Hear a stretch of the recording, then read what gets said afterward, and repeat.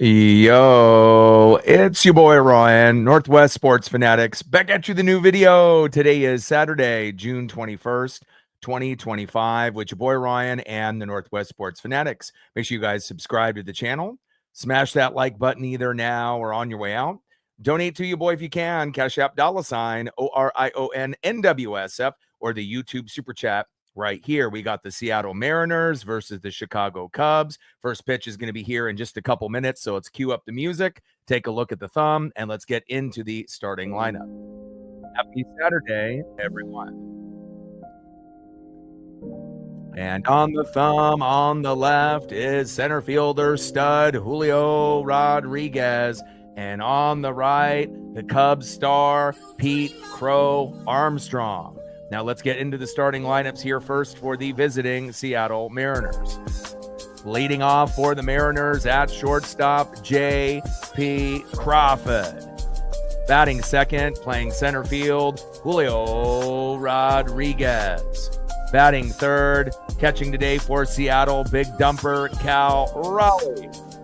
Batting cleanup, batting fourth, DHing today, no, yes, Jorge Polanco. Batting fifth, playing left field, Randy Arozarena. Batting sixth, playing right field, Luke Raley. Batting seventh, playing first base, Donovan Solano. Batting eighth, playing second base, Cole Young. And batting ninth, playing third base, Ben Williamson. On the mound for the Mariners with a 3-2 record, an ERA of 4.48, Emerson Hancock. And now let's get into the starting lineups here for the Chicago Cubs. Leading off for the Cubs in left field, Ian Happ. Batting second, playing right field, Kyle Tucker. Batting third, DHing for the Cubs, Seiya Suzuki. Batting cleanup, batting fourth, center fielder, Pete Crow Armstrong. Batting fifth, playing shortstop, Dansby Swanson. Batting sixth, playing first base, Michael Busch. Batting seventh, catching today for Chicago, Carson Kelly. Batting eighth, playing second base, Nico Werner. And batting ninth, playing third base, Vidal Brujan. And on the mound for the Cubs with a 3-1 record, 3.47 ERA is Cade Horton. We're going to be shooting for 20 likes within the first hour, 50 or more overall, and 100 in the donos on every single stream. Let's go, baby.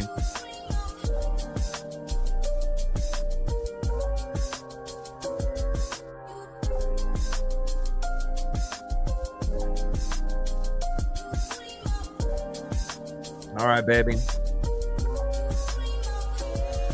High for ball one on the first pitch there. Let's go, baby. Daniel in the building. What's good? Pitch is low. 2-0 count to J.P. Crawford. 2-0 pitch. Takes a strike looking. 2 balls and 1 strike early on to J.P. Crawford. 2-2 pitch.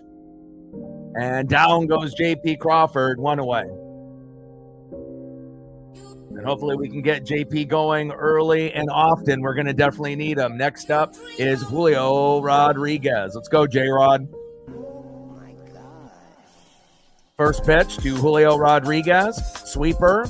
Big swing and a miss by Julio. 0-1 count.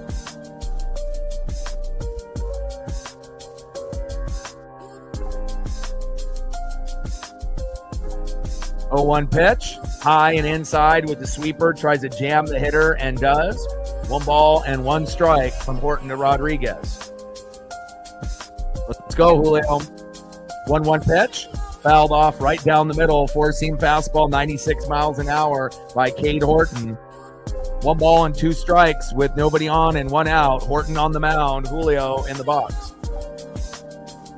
Let's go, J-Rod. We need you, baby.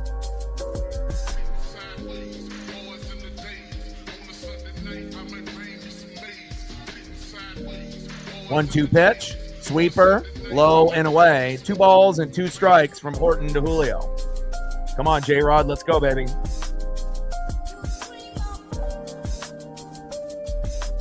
2-2 pitch, low and away.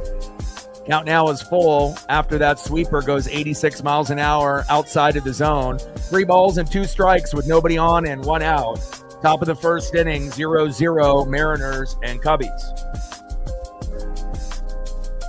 Daniel in the building. What's good, brother?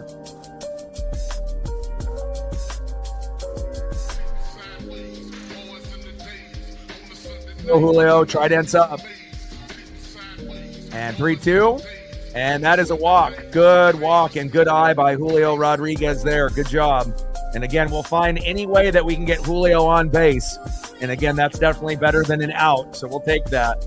Next up, the best catcher in baseball. Single-handedly won the game with us with Mitch Garver yesterday. 2 homers yesterday. Sitting at 29. Big dumper. The best catcher in baseball, Cal Raleigh. First pitch from Horton to Raleigh. Fouls it off high and inside. 0-1 count.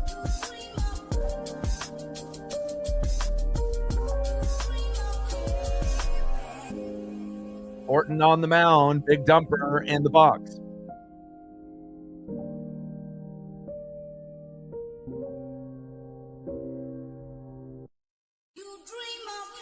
Oh, 1 pitch, fouled off.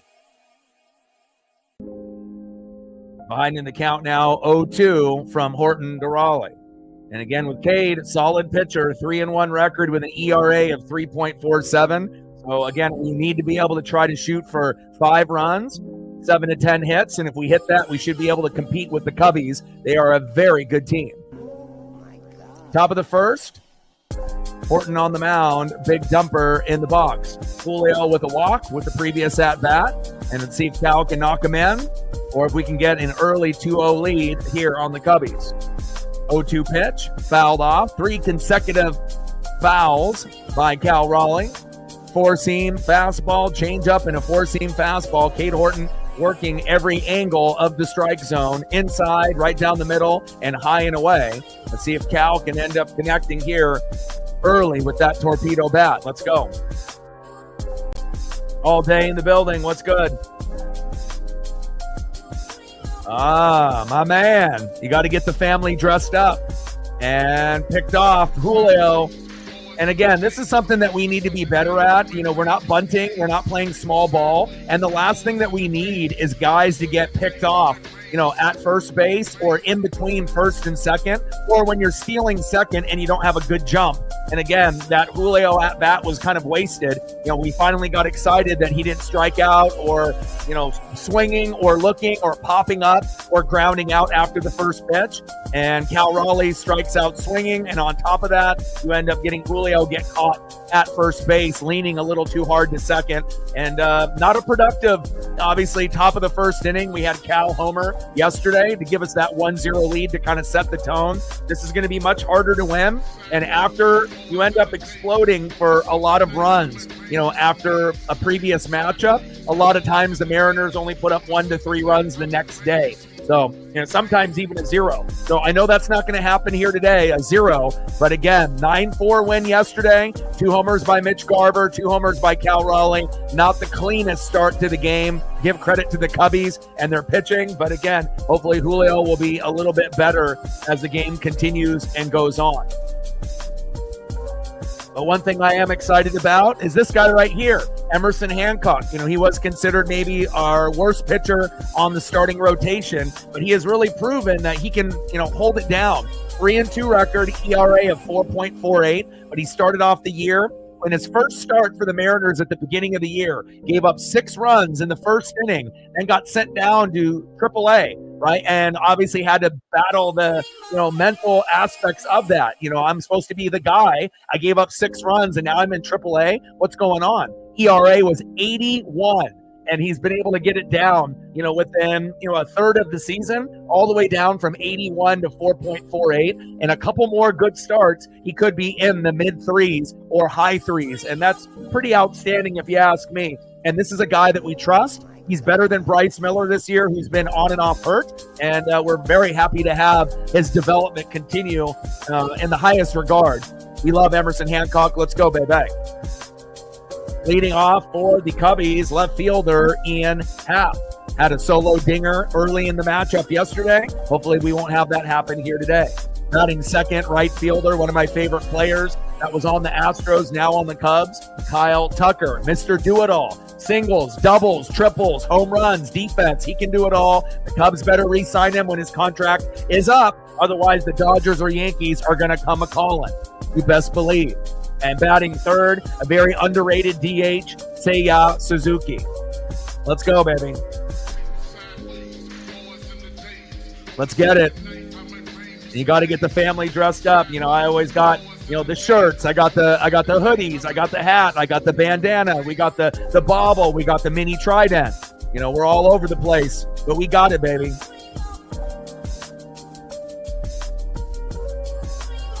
And he does it again. Unbelievable. Ian Happ, back. See ya. 1-0 Chicago. And again, Happ is a very good leadoff hitter. Not maybe one of those guys that everyone talks about. But again, if you pitch it right down the middle to try to get ahead of the count, leadoff hitters can make you pay. And not ideally the way that we wanted to start here with Emerson Hancock. But again, that's where we're at right now. 1-0 Chicago. Magic number is going to be 5 runs, 7 to 10 hits. So we're going to have to get to that number.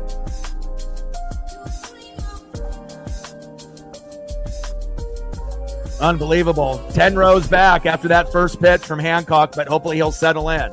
First pitch to Kyle Tucker, right down the middle, fouled off, 0-1 count. 0-1 pitch, back. See ya! Wow, back-to-back homers from Happ and Tucker, and way to be able to, impose your will early on the Mariners staff.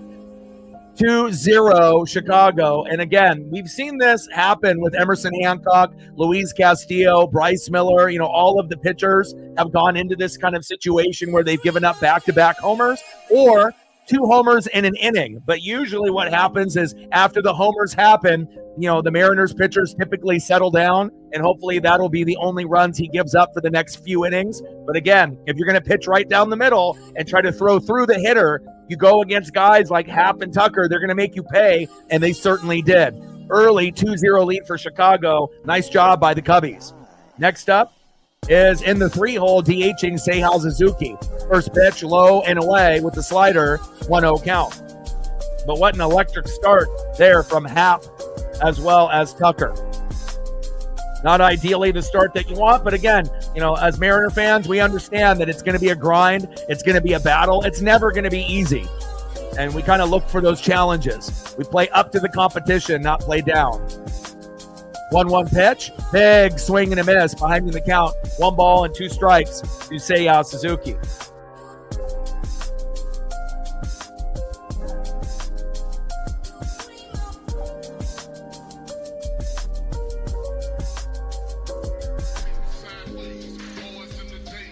One-two pitch, low and away. 2 balls and 2 strikes to Seiya Suzuki. 2-2 pitch, and big swing and a miss. Down goes Suzuki. Finally, we get our first out, 1 away. Next up, center fielder Pete Crow Armstrong. Didn't really have a good game yesterday, but you can't hold a man down. He's one of the most up-and-coming, exciting players in MLB. I love Pete Crow Armstrong. I love Jacob Wilson on the Athletics, who should win Rookie of the Year, as well as James Wood there on the Nats. It's really cool to be able to see the young bloods, be the new wave of talent in MLB, and hopefully we can contain Pete Crow Armstrong. Otherwise, it's going to be 3-0 really, really quick. First pitch from Hancock to Pete Crow Armstrong, fouled off high and away, 0-1 count. But again, this is not something new. We've seen Logan Evans do this, Emerson Hancock, George Kirby, Luis Castillo, where you end up giving up back-to-back homers or 2 homers in an inning. But typically when that happens, like I mentioned earlier, they usually settle in and settle down. And again, they'll have to adjust their pitching, instead of trying to throw through the hitter right down the middle. If they're being able to see Emerson's, fastball, or if he ends up, throwing something like a slider or sinker, you got to make sure you're painting the corners and not giving gimmies right down the middle. 1-1 pitch, takes a strike swinging, high and inside. 1 ball and 2 strikes from Emerson Hancock to Pete Crow Armstrong. Let's go. 1-2 pitch. And PCA fouls that one off. 1 ball and 2 strikes. Nice souvenir for that fan. They're in the outfield. Bottom of the first, 2-0 Cubbies. First pitch, Ian Happ goes yard. First pitch to Tucker, roughly goes yard. And now we're sitting 2-0 Cubbies. 1-2 pitch, 4-seam fastball, 97 miles an hour by Emerson Hancock, high and inside. 1 ball and 2 strikes with nobody on and 1 out with a Cubbies early 2-0 lead.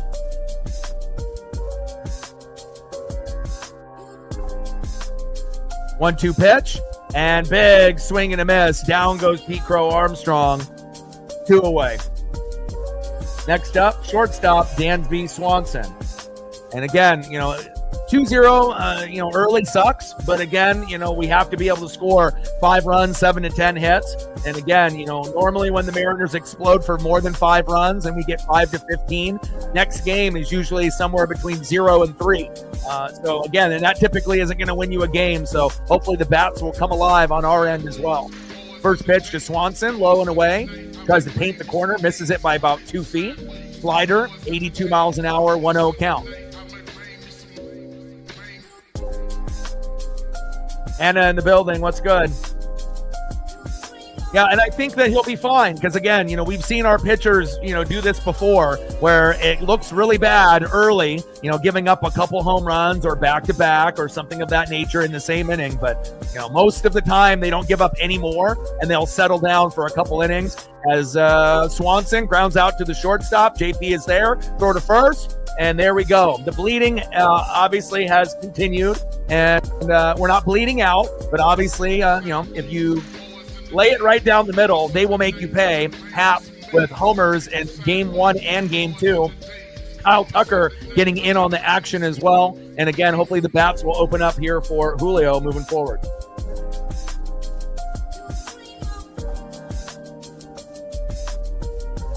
Next up for the Mariners, DHing today, Jorge Polanco. Batting second, playing left field, Randy Arozarena. And batting third, welcome back to the starting lineup, right fielder Luke Raley. And again, what a great job by Donovan Solano and Mitch Garver yesterday. 2 of the, maybe worst pieces on the Mariners, really stepping up as of late. And it's nice to be able to see guys that, may or may not, deserve to be on the team, but stepping up in a big way. Garver with 2 homers yesterday, Solano with multiple hits, Cal with 2 homers as well. And we found a way, even with George Kirby giving up 4 runs yesterday, a way to win, and obviously getting that dub with a final 9-4 score. But again, Cubs want revenge. They're a very good team, 15 games above 500. We're only 2, 45-30 for the Cubs, 24-14 record at home, dominant. And obviously with the Seattle Mariners, we're just trying to get back on our feet after all the injuries. 38-36, 18-17 record on the road. And hopefully the bats will open up early and often. Otherwise, we're going to get blown out. And that's the simple facts. We do have Logan Gilbert on the mound tomorrow, so I do feel confident that we'll compete tomorrow. But again, we have a game today that we need to make sure that we have focus. And again, not ideal to see Julio get caught on the base paths, something that has been kind of a regular thing. He used to be a guy that we could rely on getting from first to second, second to third, and stealing bags at a high rate, getting, somewhere between 30 and 40 in a season. But I don't know what's going on with him. Obviously not patient in the box, getting caught on the base paths. Obviously defense in the outfield is still elite, but again, there's still a few aspects of his game that could be better, and hopefully he'll be focused. And he's been on a little bit of a slump as well. So 1-1 pitch, fouled off by Jorge Polanco. 4-seam fastball, 95 miles an hour by Horton. 1 ball and 2 strikes here in the top of the second. 2-0 lead for the Cubbies. Let's go, Polo.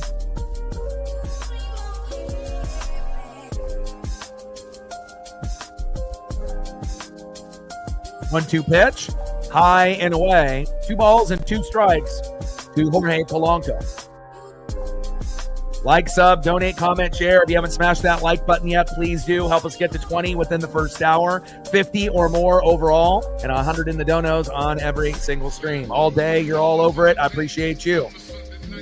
And 3-2 pitch, and that is a walk. And we have to make sure we're taking advantage of these walks, from Cade Horton. This guy is solid. 3-1 record, ERA of 3.47. We already had a walk to Julio, but he got thrown out, chasing and trying to lean a little too hard. Hopefully Polo will not get thrown out at first. He can steal second, and then we can have a good RBI opportunity this inning. Next up, left fielder Randy Arozarena. And we're going to need our role players like Randy and Luke Raley to step up, as well as the bottom end of the order, Solano, Young, and Williamson, if we're going to have any chance today.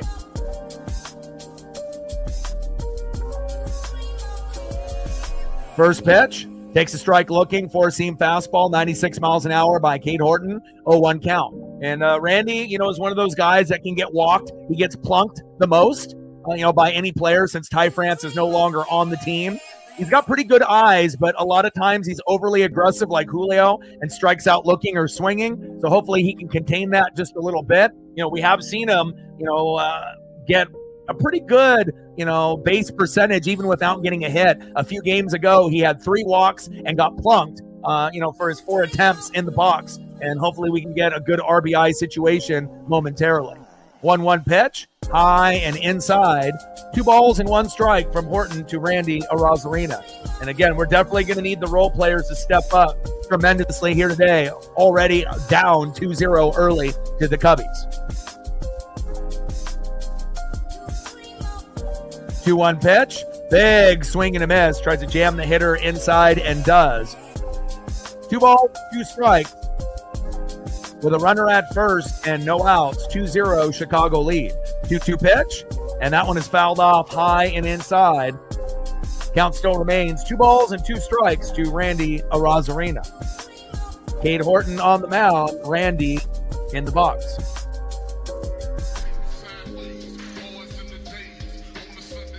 And getting 1 to 3 runs within the first 5 innings will be crucial to set the tone. We can always wait for Horton to go out and then find one pitcher, that ends up having a meltdown, and then we can catch up then. But it's always good to be able to compete and make the game interesting within the first 5 innings. And then, we'll see how it all plays out with the bullpen, and whoever has the strongest bullpen late end up winning the game.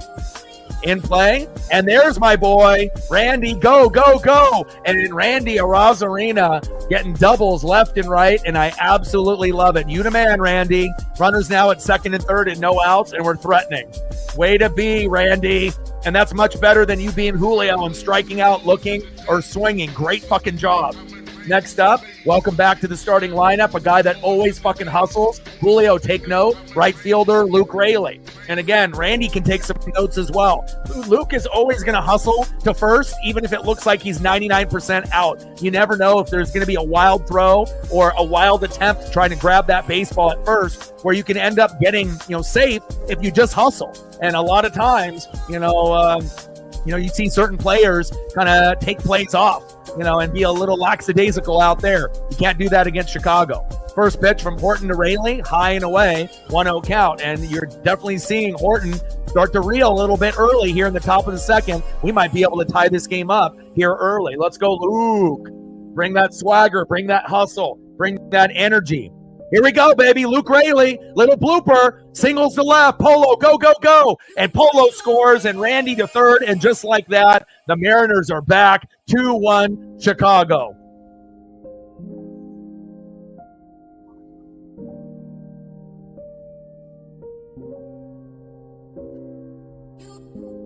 Let's go, baby. That's what I'm talking about. Next up, a guy that we trust now. First baseman Donovan Solano. At one point he was batting 4 for 40 early in the season, batting 100, and we were thinking, what the hell is this guy doing? Why is he even on the team, right? And he has been actually pretty clutch. He's better than Dylan Moore, but again, Solano and Garb stepping up huge yesterday on top of Cal Raleigh, hitting the 2 bombs. And again, you're going to need role players to step up, and it just makes me feel good that we can finally see guys turn it around. And obviously, Dylan Moore, hopefully will be the next guy that will turn his season around, because he's been in an uber slump, and we need him to. But again, it's kind of crazy to think that I trust Donovan Solano to get a hit lately more than even Julio, more than Dylan Moore, more than a lot of the guys on the team. And hopefully Dylan can keep, his progressions, step by step, day by day. But Donovan has been locked in. Runners at first and third with no outs, 2-1 Cubs lead. Horton on the mound, and he's reeling already in the top of the second. And again, Emerson Hancock, obviously gave up the back-to-back home runs, but Horton, not as dominant as maybe people originally thought. And I love that. 1-0 pitch, right down the middle. Solano fouls that off. And it's not like we need homers, out of guys like Donovan Solano.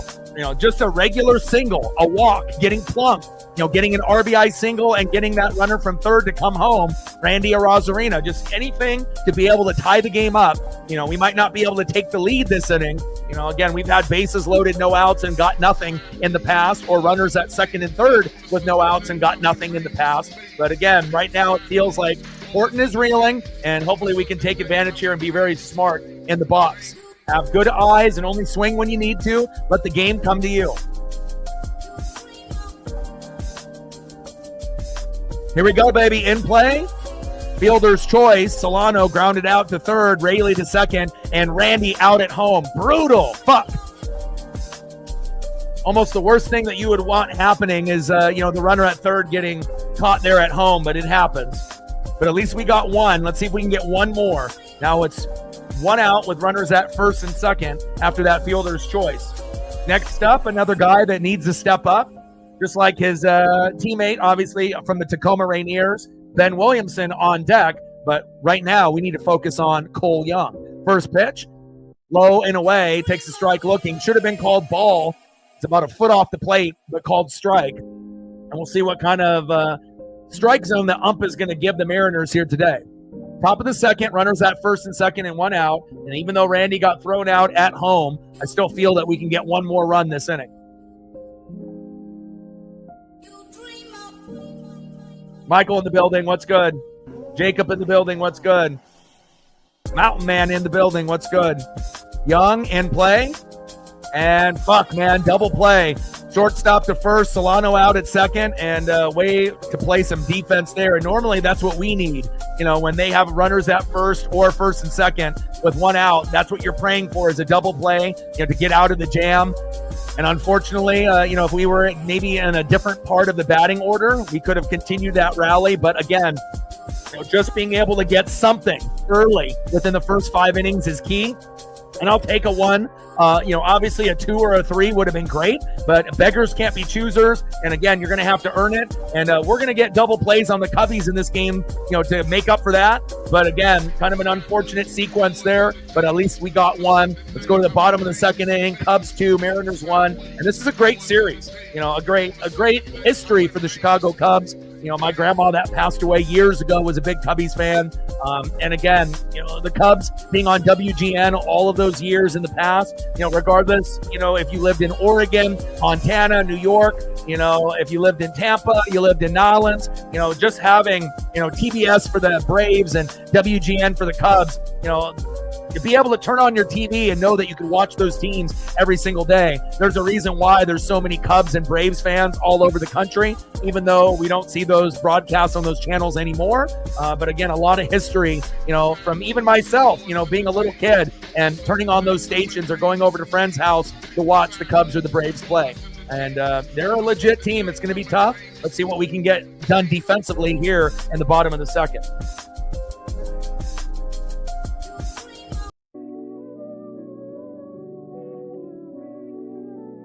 Next up, first baseman in the 6 hole for the Cubbies, Michael Busch. Batting second, catching today in the 7 hole, Carson Kelly. And batting third in the 8 hole, second baseman, Nico Werner.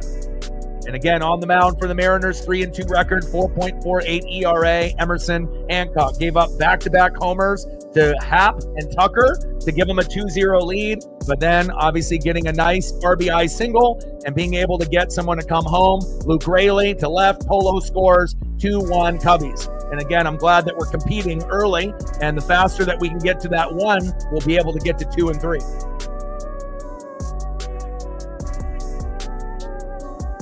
1-1 pitch, low and away by Emerson Hancock, 5 feet off the plate. 2 balls and 1 strike to Michael Busch.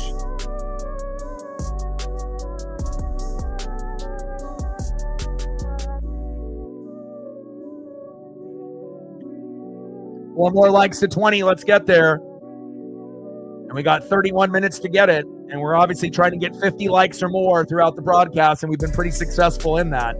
2-1 pitch, high and inside. 3 balls and 1 strike from Hancock to Bush. And again, this wasn't going to be a pitcher's duel, but again, this may end up being a high-scoring affair. It's already 2-1 early. And again, really, it may come down to whoever's bullpen is the strongest and whoever's starting pitcher can hang on the best within the first 5 or 6 innings. And that's a 5-pitch walk to Michael Bush. Come on, Emerson, you got to be better. Next up, catcher Carson Kelly. And so what we need, since we gave up a double play and Cole Young hit into that, we're going to need a double play in return. So now you got bottom of the second with a runner at first. We need a slow dribbler right up the middle to J.P. Crawford, throw to first, and then we can get 2 away here in this inning and a little bit of payback. First pitch from Hancock to Kelly. Takes a strike looking, painting the corner, 0-1 count. And if we don't get the double play here, then we can get a strikeout on Kelly and then get a double play on the next batter, Nico Guerner. Typically, you're going to get the double play either immediately after that single or walk, or you wait for one batter to get struck out, and then the double play will happen when there's 1 out. 0-1 pitch, takes a strike looking in the zone, behind in the count 0-2 to Carson Kelly. Punch him out so we can get a double play on Guerner and the next batter. Let's go. We want very quick, efficient innings here against this quality team in the Chicago Cubs. 0-2 pitch, high and away. Slider, 85 miles an hour by Hancock. 1 ball and 2 strikes to Carson Kelly. 1-2 pitch, and that one is fouled off. Good souvenir for that fan with that sinker. 1 ball and 2 strikes with a runner at first and no outs early in the second inning with a Cubs 2-1 lead.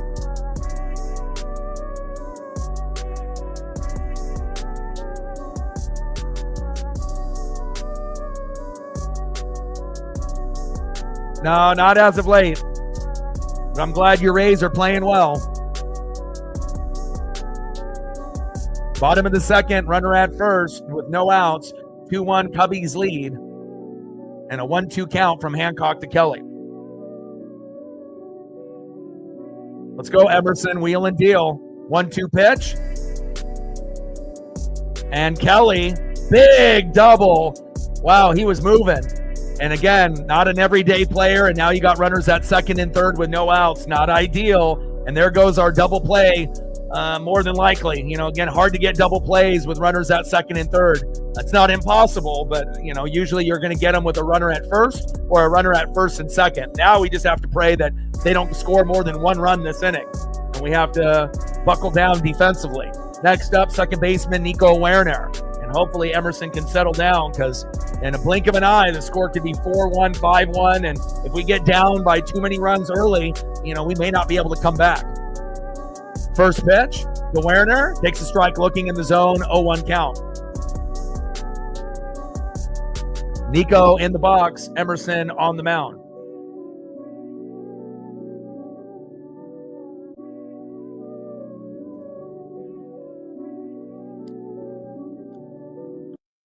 There we go. 20 likes, 30 more to go before the stream ends. 0-1 pitch, big swing and a miss, low and away. Behind in the count now 0-2 from Hancock to Guerner. Slider 84 miles an hour on that second pitch. First pitch, a sinker, 86. So Emerson is wheeling and dealing, but again, this Cubby team is electric, and they got so many good players top to bottom in the order, even the backups that don't play every day.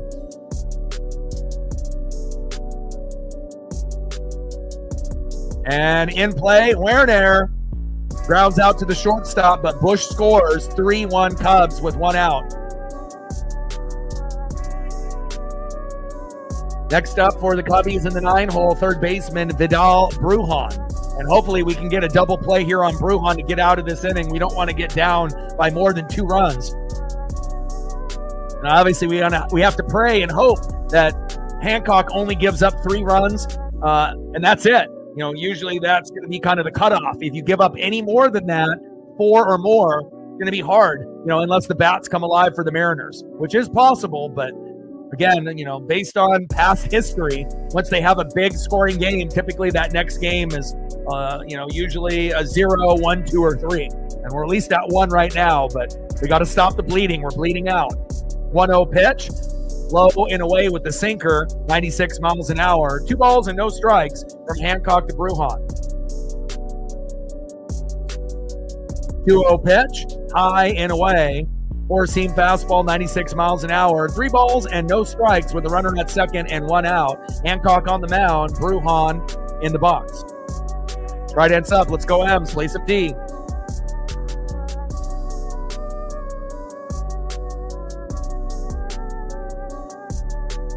There in the building, how are you? 3-0 pitch, takes a strike looking, on the line.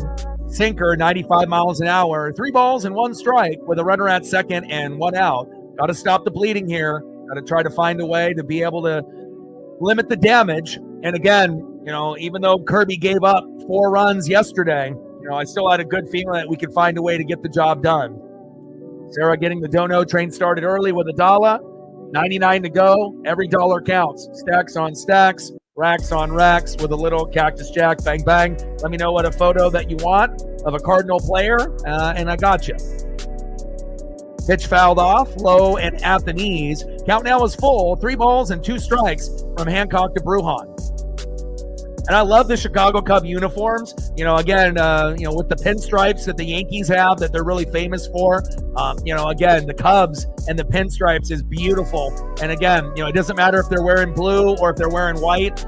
There's just something special about that as Brujan gets walked. And again, we got to stop the bleeding here. But I've always thought, as far as like fashion, is concerned, that the Cubs have got one of the best, if not the best, uniforms in MLB. Obviously, there's a lot of uniforms that have a lot of history with like the Red Sox, the Dodgers, the Yankees, and a lot of the OG teams from back in the day. But the color scheme with the red, white, and blue, and again, the pinstripes, it just works perfectly. It almost makes me a little jealous that the Mariners don't have a pinstriped uniform.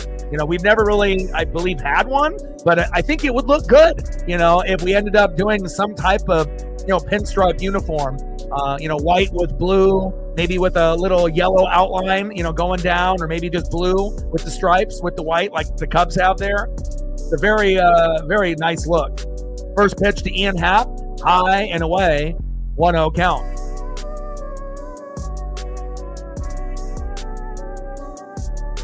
One-0 pitch, low and at the knees. 2 balls and no strikes from Hancock to Happ.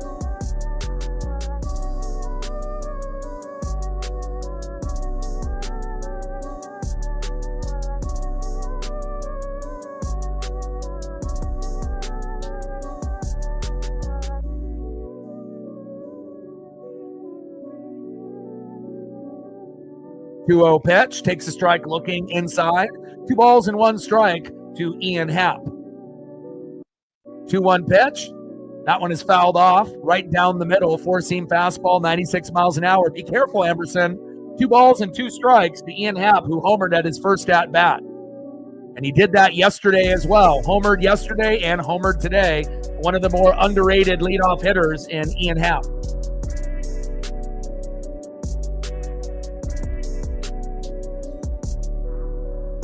2-2 pitch, fouled off. Count still, 2 balls and 2 strikes from Hancock to Happ. There's a Mason win for him.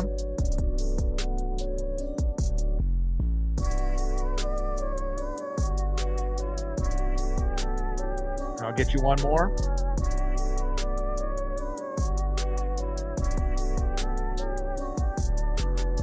Two-two pitch. Inside, fouls that one off with the slider. 2 balls and 2 strikes with runners at first and second and 1 out. We need a double play.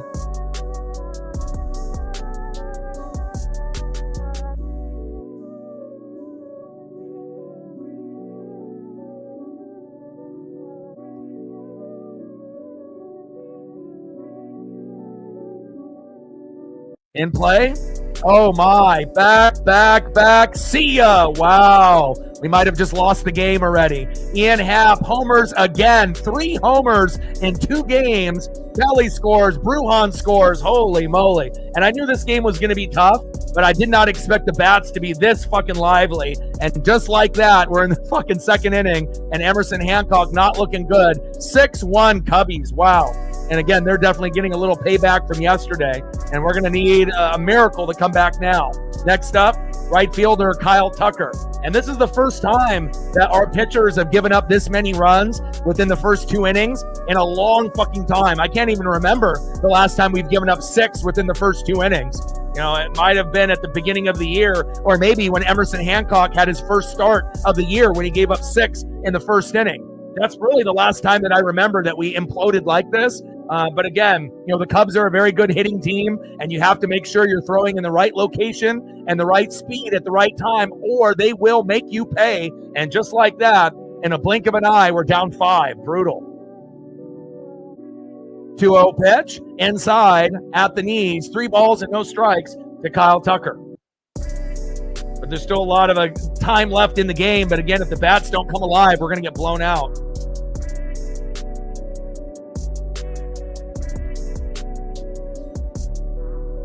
But again, it's all about role players. You know, a lot of people think it's only about Tucker, Suzuki, and Pete Crow Armstrong. But again, you're going to have good production out of your role players like Hap and Bush and Nico. And again, more times than not, those guys are going to deliver. And that's why the Cubbies are one of the best teams in baseball in the National League and overall this year. In play, and Tucker lines out to right, 2 away.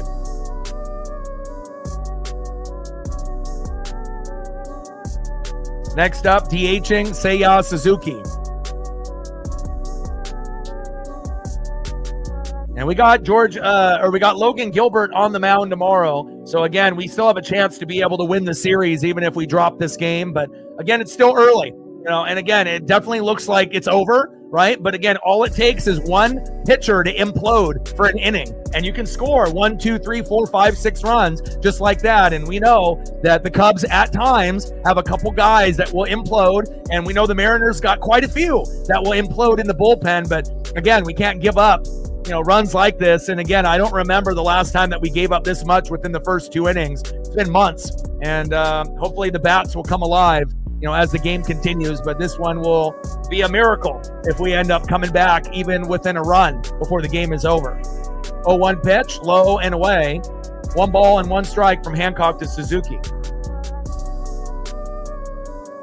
Yeah, we can't get Hancock out of there because our bullpen stinks. You know, we can't let a guy go out this early in the matchup. You know, it's like you got guys like Brash that we trust and Gabe Spire and maybe Bizzardo half of the time. But then when you got guys like Trent Thornton and Legomina and a few of the others, Carlos Vargas, you know, they may end up doing just as bad as Hancock or even worse. So again, you're not going to pull an Emerson. If our bullpen was stronger, you know, maybe we would consider it. But, you know, he'll probably go a minimum of 4 innings, but hopefully he'll go 5 and not give up any more runs. But we will find out. All right, let's see who's up next here for the Mariners in the top of the 3rd. You know, you're not going to be able to, you know, give up 3 runs or less every start. At some point, you will get smashed, and it doesn't matter if you're Logan Gilbert or Emerson Hancock.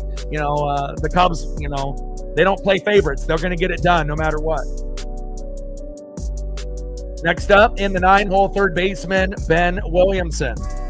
Batting second, back at the top of the order, 0 for 1, J.P. Crawford. And batting third with a walk at his first at-bat, but got thrown out at first, leaning towards second, thrown out, Julio Rodriguez. And hopefully we drop some bunts down.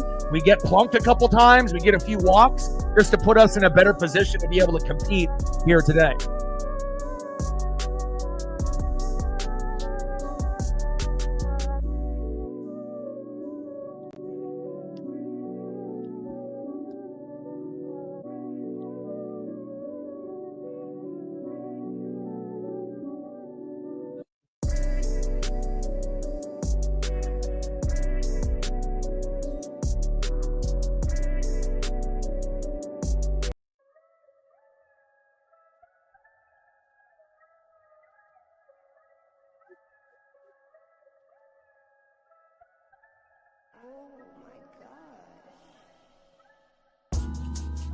All right, 7 more likes to get to 30. Now we're at 5 more likes to get to 30. Let's go. We're at 25 to go. 5 more to get to 30, 25 more to get to 50. First pitch from Horton to Williamson. Takes a strike looking in the zone. 0-1 count.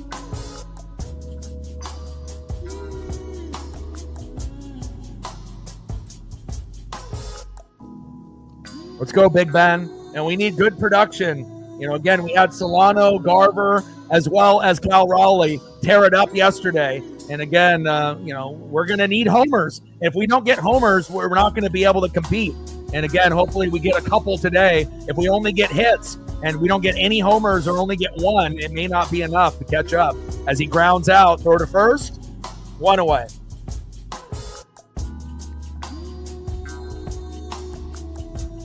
Next up is shortstop J.P. Crawford. First pitch, low and away. Four-seam fastball, 1-0 count.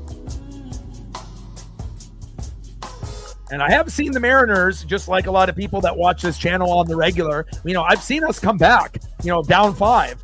I remember a key matchup when we were down, 5-0 to the Astros in the 8th inning, and we got our ass kicked and had 0 for 8 innings, and then ended up getting 7 runs in the last 2 innings and winning 7-6. So, anything is possible, no matter how bad it looks early on. It's not how you start, it's how you finish. And even though this looks like a 99% loss, you never know about that 1%, especially if they have a pitcher implode later in the game or if it ends up being Horton. 2-0 pitch, fouled off, low and at the knees. 2 balls and 1 strike with nobody on and 1 out. 2-1 pitch, fouled off, low and away. Let's go, JP. We need hits, baby. 2 balls and 2 strikes with nobody on and 1 out. We're in the top of the third. 6-1, Cubbies lead. And this is the first bad game Emerson has had in a month. So unfortunate to see it happen here on the road. But again, the Cubs are 45-30 for a reason. Crawford popped up and lined out to left. 2 away. Next up for the Mariners, first plate appearance with a walk and got thrown out at first. A moment later, center fielder Julio Rodriguez. And again, sometimes Julio will have big days when everyone else doesn't really do anything. So this might be the game where Julio goes yard. Obviously I want us to be able to get as many runs as possible. But lately, Julio hasn't really been doing a whole lot. So it wouldn't really surprise me in a game where it looks like it's already over that he ends up getting maybe a solo jack, and ends up getting us to, a closer number, not a number enough to win, but we'll see if Julio can end up having some magic here today. It would be nice to have Julio play well with everyone else, but that's kind of the trend when he's on a slump, that he'll end up having a great game, go 2 for 4 or 3 for 4, and everyone else besides maybe one other guy does nothing. But I hope that we get a few guys that get hot as the game progresses. 2-1 pitch, and that one is fouled off by Rodriguez. 2 balls and 2 strikes with nobody on and 2 outs.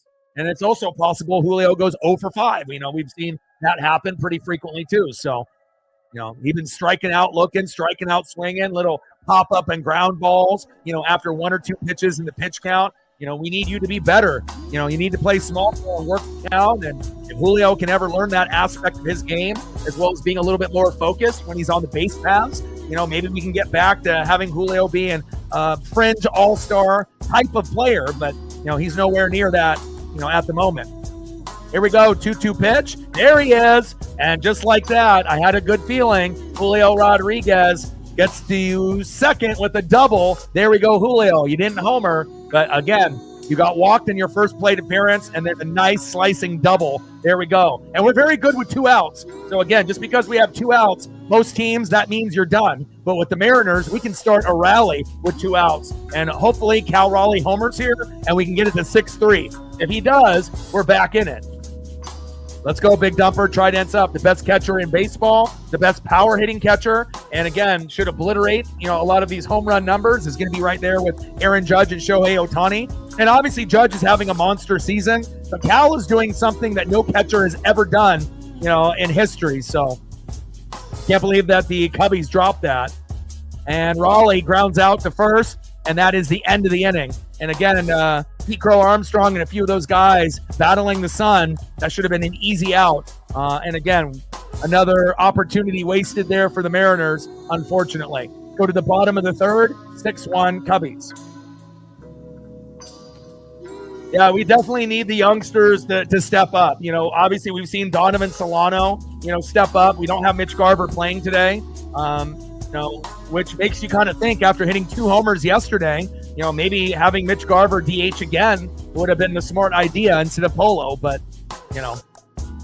we'll see where it goes. Maybe they'll use Mitch later in the game. But all I know is in baseball, you want to make sure you're going with the hot hands. You don't want to have a guy play and do really well, get 2 homers after only having 1 all season and getting 2 yesterday, Mitch Garver, and then not playing him the next day.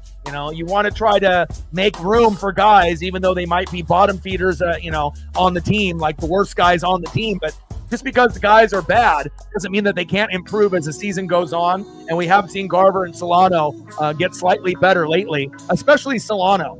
He might not be hitting home runs, but you're starting to see him get on base and get hits more frequently. And that's a good sight to see. Anytime that we can get hits, that's going to help. Next up here in the bottom of the third, 0 for 1 with a K, center fielder Pete Crow Armstrong. Batting second, 0 for 1, shortstop Dansby Swanson. And batting third, 0 for 0 with a run and a base on ball. Had a very strong start to his day. Started 3 for 3. A very underrated player. First baseman, Michael Busch. Let's go, Mariners. Got to find a way. Josh in the building. What's good?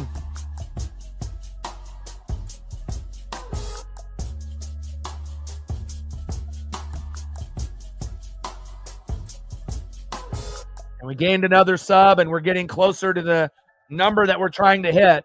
Now we only need 22 subs to get to 20,900, 122 to get to the magic number, 21,000. And that's what we're looking for, 21,000 subs. I know it's going to take probably a few weeks to be able to get to that number, but again, we've been making some really solid ground lately. And again, we're getting great global viewership. And we were, in a range of maybe 1,000 to 1,500. Now we're at 29 to 3,000 regular viewers. So we've doubled our regular numbers or tripled. And again, you're getting 40% of people watching on TV, 40% on a cell phone, 15 on a computer, 5 on a tablet, all age ranges. And then male viewership is at 88, female 12%. And then we got United States, Venezuela, Mexico, Dominican Republic, Philippines, Canada, Japan, Colombia, India, Panama, New Zealand, Australia, just to name a few. So if you are watching from one of those other countries outside of the United States, I appreciate you. I love you. And again, we definitely have a special thing here at the NWSF. 1-2 pitch, high and away, 2 balls and 2 strikes to Pete Crow Armstrong. And this is probably one of the worst outings that we've seen out of Emerson Hancock, but you got to give credit to guys like Ian Happ and Kyle Tucker. Happ homered in the beginning of the game, Tucker back-to-back, and obviously when you get down 2-0 and then you end up having a big, multi-homer jack there, it makes it tough to be able to come back.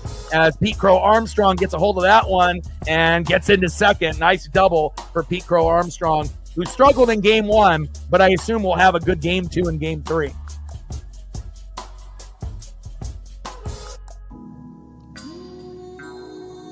Happ with 2 homers already.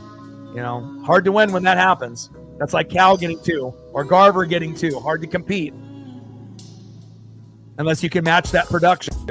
Next up, 0 for 1 is Dansby Swanson. Bottom of the third with a runner at second and no outs. 6-1 Mariner lead. And the faster that we can get to 6-2 and 6-3, just cut the lead in half, then it'll give us a little bit of life. But again, who knows how long it'll take to get 2 more runs. If we haven't, even if we get to that number, it still might be a long ways from competing. First pitch, high away from Emerson Hancock, four-seam fastball, 98 miles an hour, 1-0 count. Obviously we dominated game number 1. Donovan Solano did well. Mitch Garver, 2 homers. He only had 1 coming into the year, had 2 yesterday. Cal Raleigh, the best catcher in baseball, had 2. And even though George Kirby gave up 4 runs yesterday, we still found a way to win 9-4. But then today, Ian Happ homering in the first inning, Kyle Tucker homering right after him, back-to-back. That kind of set the tone early. And then Happ, when he got up again in his second at-bat, had a 3-run homer. And now we're looking up at the scoreboard 6-1. So not ideal. This is probably the worst start that Emerson Hancock has had in over a month, which is kind of shitty because he's been good. Logan Evans and Emerson Hancock, came to fill in, for guys like George Kirby and Bryce Miller when they were hurt. Kirby is back, but he's still not the Kirby that we know. And Miller is still on the IL. So, kind of unfortunate there as Swanson walks. Now we got runners at first and second and no outs. But hopefully, he doesn't give up any more. But at this pace, the Cubs might end up getting to 10 runs. And if that happens, we're not going to win. I mean, we might not even be able to come back down 5 right now. But again, I still have a little bit of faith. All it takes is one imploding pitcher, to just have a meltdown for you to come back. Next up is first baseman Michael Busch. First pitch, 2 feet off the plate. From Hancock to Busch, 1-0 count. And again, if the Mariners had a stronger bullpen and we had a couple Matt Brashes, a couple Gabe Spires, and a couple other guys that we could throw in, I would say pull him here. Get him out. Runners at first and second, no outs, get him out of here. This is exactly when I would pull him. You've already given up 6, but the problem is we got a lot of guys in the pen that would give up 6 themselves, if not more. Again, this is going to be a tough series. Cubs want payback, but we got Logan Gilbert on the mound tomorrow. So I feel very confident that we have a chance to win the series, even if we drop this one. No one expected any team to sweep this series. So 1-1 pitch, big swing and a miss. 1 ball and 2 strikes to Michael Busch. Bottom of the third, runners at first and second. Come on, baby.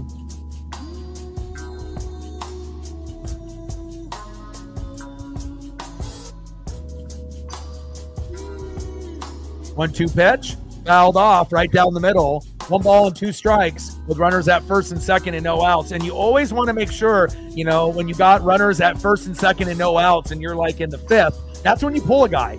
Obviously you don't really want to pull him in the 3rd, but you're down 6-1. But you always want to, look at that type of situation. Because if you wait too long and you keep a guy in with runners at first and second and no outs and you're down by a certain amount, eventually you might get 1 out, but then that unexpected 2 or 3 run homer will come. And then all of a sudden, instead of being down 6-1, you're down 9-1, and then you have no chance of coming back. So we'll see what happens here, though, with Emerson. 1-2 pitch, high and away. 4-seam fastball, 95 miles an hour by Emerson Hancock. 2 balls and 2 strikes with runners at first and second. Bottom of the third, 6-1, Cubbies lead. All right, there we go. We're at 30. 20 more to go to hit the goal. And we're still looking for our first dono on our dono train after Sarah. We're at $1.99 to go. Starting to rain here in the Pacific Northwest, which is kind of nice. We had a little bit of a heat wave. And again, nice to be able to get a little bit of cool down here in Oregon as well as Washington.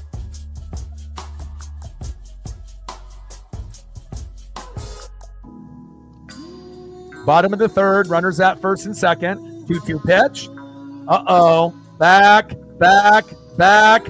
See ya, Michael Busch. What did I say? That unexpected 3-run homer. And then literally 30 seconds later, there it is. Michael Busch, 3-run homer, 9-1 Cubbies. This game is over.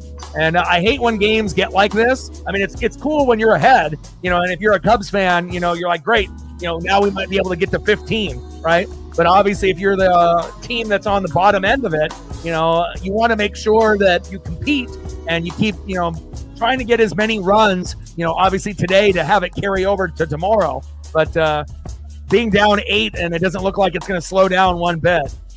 Kelly flies out to center, 1 away. But again, that's what happens when you got runners at first and second and no outs. Eventually that unexpected 3-run homer happens like 80% of the time. And there it was.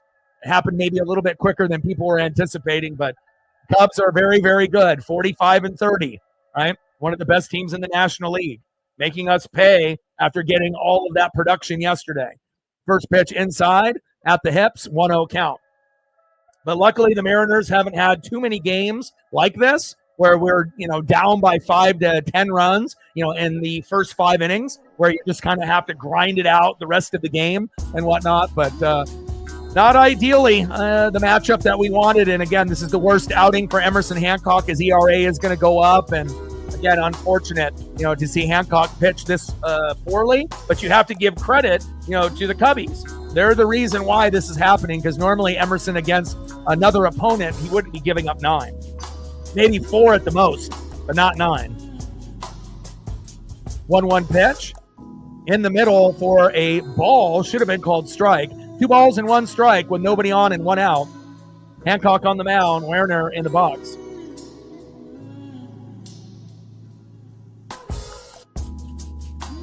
Two 2-1 pitch. That one is fouled off. 2 balls and 2 strikes from Hancock to Werner. Brutal, man. 9-1. Fuck.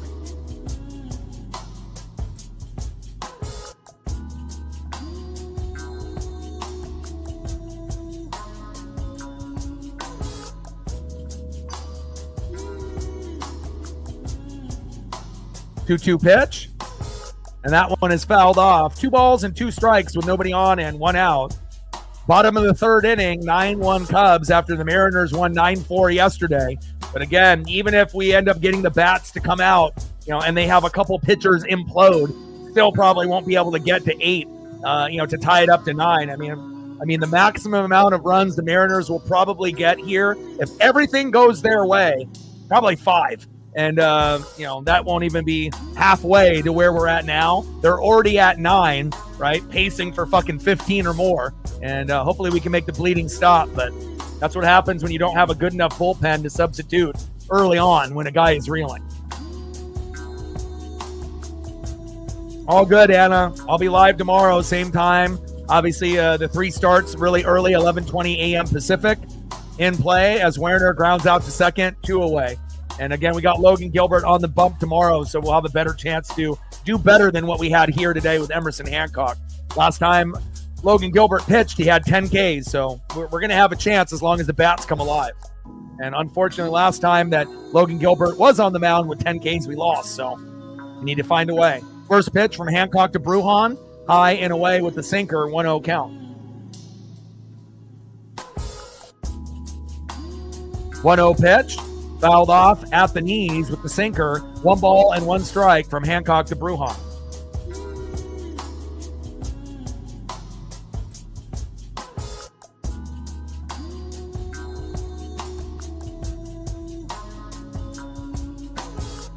Sounds good. Get some rest.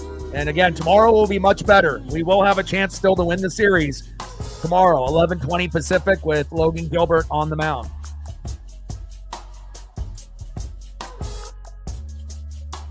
Bottom of the 3rd, 9-1 Cubs.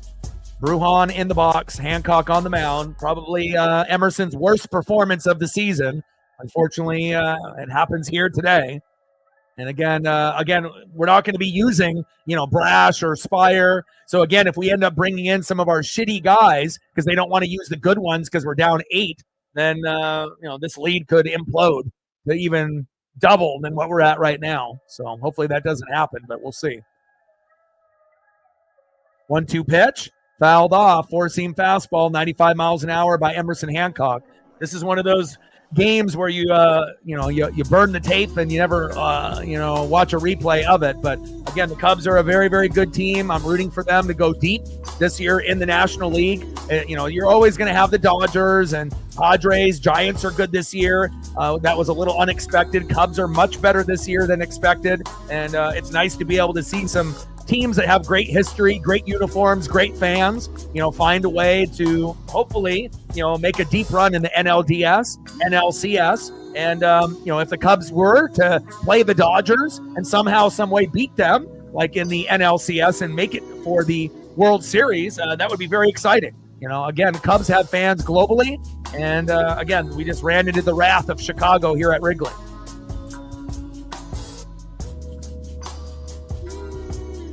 2-2 pitch, and Brujan strikes out swinging, and we finally get out of the inning. End of the 3rd inning, a dominant performance by the Cubs, 9-1 Chicago. Now let's do a quick recap here for anyone that's just tuning in. So in the bottom of the 1st, Ian Happ homered to left center, 1-0 Cubs. Next batter, Kyle Tucker, goes right to him. First pitch, boom, another homer. 2-0 Cubs with back-to-back homers by Happ and Tucker. So you already knew how the game was going to go right from the very start. Then Luke Raley in the top of the 2nd. At least we were able to, match, a little bit of the production early. He singles the left, Polo scores, then it ends up being 2-1. But then the Cubs end up, getting out there again Nico Werner in the bottom of the second grounds out to the shortstop. Bush was at third. He scores 3-1. Then they end up having runners at first and second with no outs. And I said, that 3-run homer, it could happen at any point. And then Ian Happ homers with a 3-run jack, making it 6-1. And then just a inning later, Michael Bush, again, what do you know? Runners at first and second, no outs. Bush homers to right. Crow Armstrong and Swanson on board. And just like that, 9-1 Cubbies. And again, you hit home runs, you win. And again, this is the type of game that usually will happen to the Mariners after they end up scoring 5 or more. They usually score 0-3 the next game. And right now we're only at 1 with no home runs yet. So something's got to give. And I hope that we can get to at least 5. So that way we can have at least somewhat confidence going into tomorrow. We don't want to lose this game 15-1, but that could happen, especially if we don't bring in good bullpen pitchers because they want to save them for tomorrow. But I'm hoping that the bats will come alive at some point, whether that be against Horton or post-Horton. Next up for the Mariners, 0-for-0 with a run and a K, DHing Jorge Polanco. Batting second, left fielder Randy Arozarena. And batting third, right fielder Luke Raley.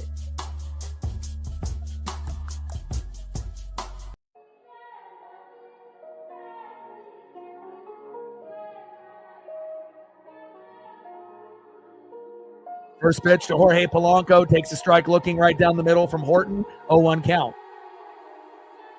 0-1 pitch. Fouled off right down the middle by Jorge Polanco. Four-seam fastball by Horton. No balls and 2 strikes in the top of the fourth. 9-1 Chicago lead.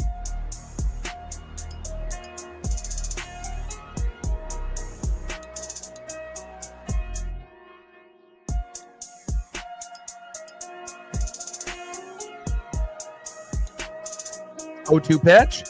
High and away. 2 balls and 1 strike to Jorge Polanco. 2-1 pitch, low and at the knees, tries to paint the corner with the curve and misses. 85 miles an hour by Horton. 2 balls and 2 strikes from Horton to Polanco. Top of the fourth, 9-1 Cubbies lead. Yeah, all day we need a lot, and again, I don't even expect, to get to a point where we're close, but if we can get, to 5, that would definitely set the tone going into tomorrow, rather than just, losing 12-1, 15-1, 18-1. We don't want that. 2-2 pitch, low and away. Count now is full. 3 balls and 2 strikes from Horton to Polo, but we definitely need a couple pitchers to have meltdowns. And even if that happens, there's no guarantee that we can score that many. We're going to have to get a couple homers, and we may or may not be able to do that here today.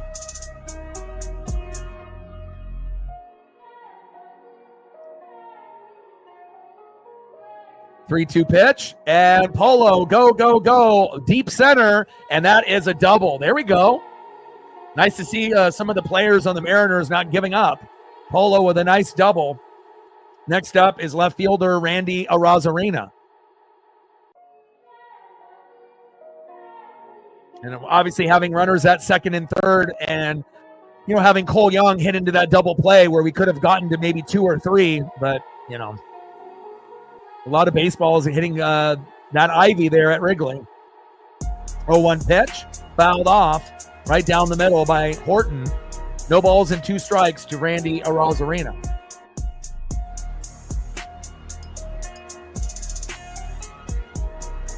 Come on, Randy. Top of the fourth inning, 9-1 Chicago. 0-2 pitch, high and away. 1 ball and 2 strikes to Randy Arozarena. And again, Cade Horton is the man. 3-1 record, ERA of 3.47. So I already knew that this was going to be a tough battle here today.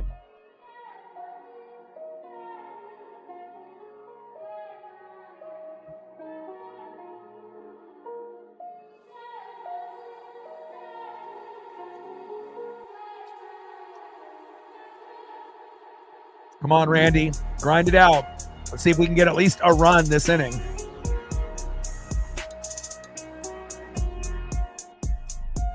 Yeah, we're going to need at least 1 monster inning of like 4 runs or a couple innings of 2. And Randy grounds out to the catcher. Throw to first, 1 away. Polo tags up from second and gets into third safely. All right, here we go. Next up is Luke Raley, and Luke can get an RBI single to make it 9-2 here. First pitch is high and away. Four-seam fastball, 95 miles an hour by Horton, 1-0 count. Luke Raley in the box, and Cade Horton on the mound. And Raley hit by pitch. There we go. We'll take that. Now we got runners on the corners at first and third with 1 out. And hopefully Luke is okay after getting plunked. Next up, a guy that actually has been pretty trustworthy lately, first baseman Donovan Solano.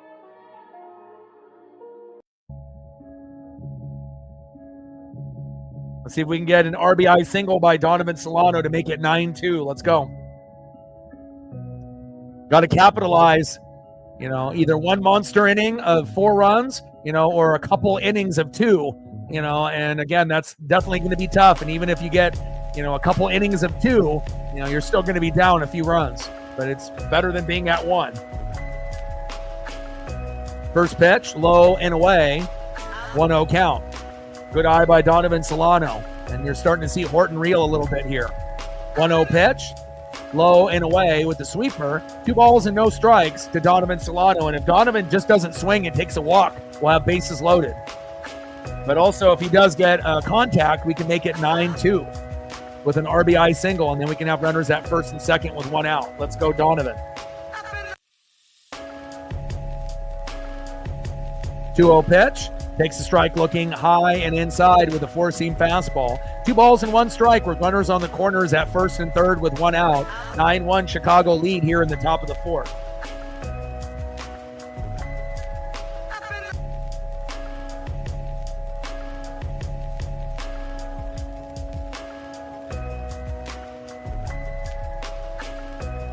Come on, Solano.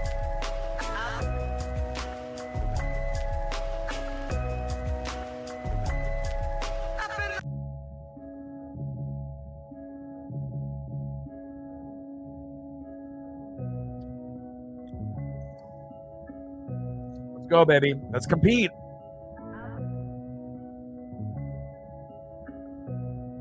Two-one pitch. That one's fouled off by Donovan Solano. 2 balls and 2 strikes with runners on the corners at first and third and 1 out. 9-1 Cubs lead. Definitely, 8 runs is almost impossible to come back from. But I'm just hoping that we can, do a little bit of damage in this game to give us some confidence moving forward. Here we go. In play. Solano, hot as ever. Go, go, go. Singles to right. Polo. And he scores. There we go. My ESP is on point. 9-2 Chicago. And sometimes when you watch, a team as much as me, you kind of have an idea when good opportunities are ready for the taking. Next up is Cole Young.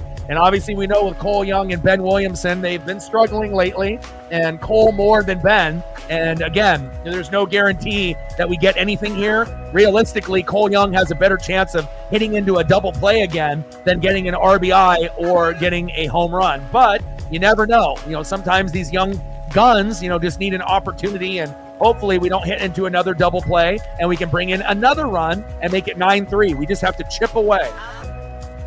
Slowly but surely, just chip away. And once Horton goes out, then it's a whole new ball game. 1-1 pitch. Big swing and a miss. Low and away. 1 ball and 2 strikes to Cole Young. And let's go, Cole. We need consistency. Let's go. But again, I'm proud of them for being able to go from 1 to 2. Again, now let's see if we can get another. We want to make sure we're taking advantage of any pitcher that is a little off, in that strike zone. 1-2 pitch, low and away with the changeup, 97 miles an hour. 2 balls and 2 strikes from Horton to Cole Young. Come on, Cole. And again, Cole and Ben Williamson, have come up from AAA to Tacoma Rainiers, so it's not like they've been in the big leagues for years. This is their rookie year, both of them. So again, there are going to be some moments where they look amazing, and there's going to be a lot of moments where they still look like a AAA player. But hopefully Cole can step up here. 2-2 pitch, fouled off high and away. 2 balls and 2 strikes from Horton to Young. Young and Williamson both have good eyes in the box for being rookies. But again, tough situation here. But, we don't expect homers from either one, Young or Williamson. They're singles hitters, kind of like JP and Ichiro were back in their time. But again, hopefully Cole can grind out this at-bat and find a way either to get walked, blunked, or to get an RBI single. In play, here we go. Cole all the way back, caught, sac fly, tag up, go. And there we go. Luke Raley scores and Cole Young gets it done. You hit it deep enough to make sure that we bring in another 9-3 Cubbies. We're fighting. Let's go. Nice job by Cole. Yes, sir. Next up is Ben Williamson. Here we go. A little bit of a rally. First pitch to Ben, fouled it off, 0-1 count. And if we can just get this inning to continue a little bit longer, maybe we can get it to 4. That might be asking too much, in this particular inning. But again, if we get it to 9-4 or 9-5 this inning, we're right back in it, based on the numbers. So again, we scored 2, going from 9-1 to 9-2 to 9-3. We have a little bit of life. Just sucks that we had to give up fucking 9, instead of maybe being like 5 or 6. Then we would be feeling really good. But looks like the momentum is going to end. And down goes Williamson. But hey, at least we ended up getting a couple there. I'll take that. 9-3 Cubbies. So that way it doesn't look like we're just getting stomped on left and right. We're still trying. And that's really what it's about. Nice job by the Mariners there. Scoring 2 in the 4th.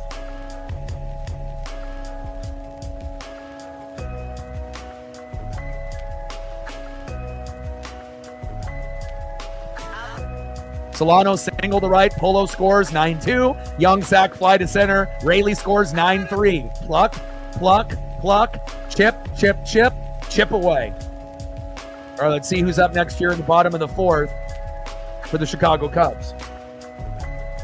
Next up, 2 for 2 with 2 home runs. He can't hit a 3rd home run today, can he? Yes, he can. Left fielder Ian Happ, but hopefully he doesn't. Batting second, 1 for 2 with a bomb. Right fielder Kyle Tucker. And batting third, 0 for 2 with a K, DHing Seiya Suzuki.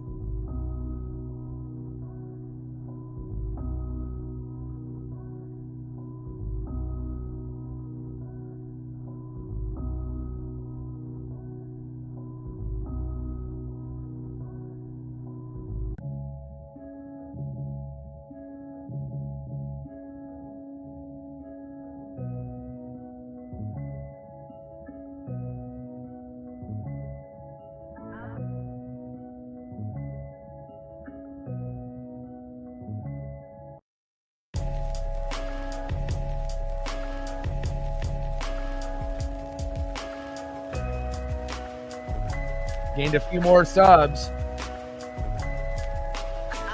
21 now to get to 20,900. 121 to get to 21,000. Next up for the Cubbies with 2 homers already today, Ian Happ. What electricity. And I'm trying to remember the last time that we actually had a guy hit 2 homers against us, and that doesn't happen that often. Very rare. Like once or twice in a season up to this point. That's it. And I don't think we've given up 3 homers to one guy all season. So we'll see how we pitch here from Hancock to Happ. First pitch is high and away. 1-0 count with the 4-seam fastball. 1-0 pitch, low and at the knees with the changeup, 84 miles an hour. 2 balls and no strikes to Ian Happ.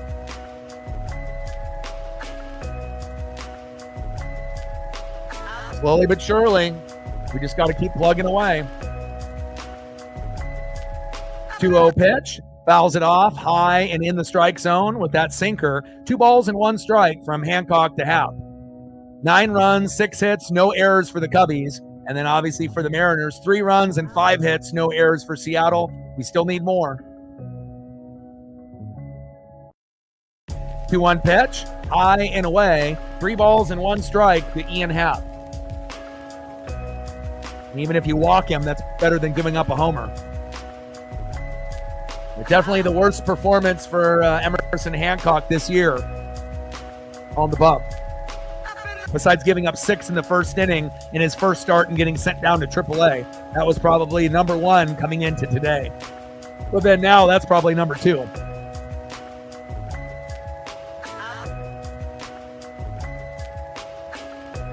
Three-one pitch, in there for a strike. 3-2 pitch, and down goes Happ. There we go. A little, better late than never. A way to get out Ian Happ after homering in his first 2 at-bats, 1 away. Next up is Kyle Tucker. First pitch from Emerson Hancock to Kyle Tucker. Fouls it off low and in the zone with the changeup. 86 miles an hour, 0-1 count. Like, sub, donate, comment, share. If you haven't smashed that like button yet, please do. Help us get to 50 likes on the stream or more. And we're looking for 100 in the donos on every single stream. We're at 199 to go. 0-1 pitch, high and away. 1 ball and 1 strike from Hancock to Tucker.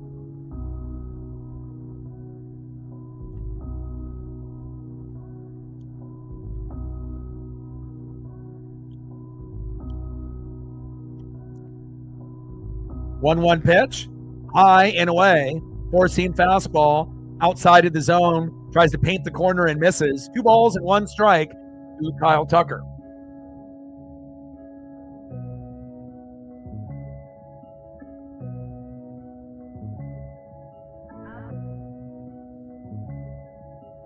Two-one pitch. That one is fouled off right down the middle by Kyle Tucker.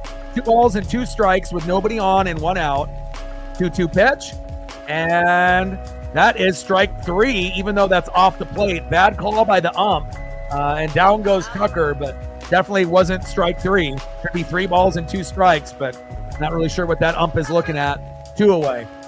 Maybe that's a pity strikeout because we're down 6. I don't know. Next up, DHing for the Cubbies. 0 for 2 with a K, Seiya Suzuki.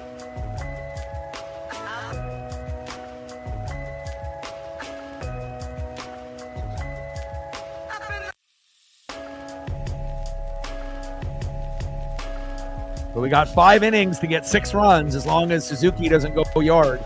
First pitch, right down the middle, takes a strike looking, 0-1 count. 0-1 pitch, big swing and a miss, tries to jam the hitter and does. Nice pitch by Emerson Hancock, ahead of the count 0-2 on Seiya Suzuki.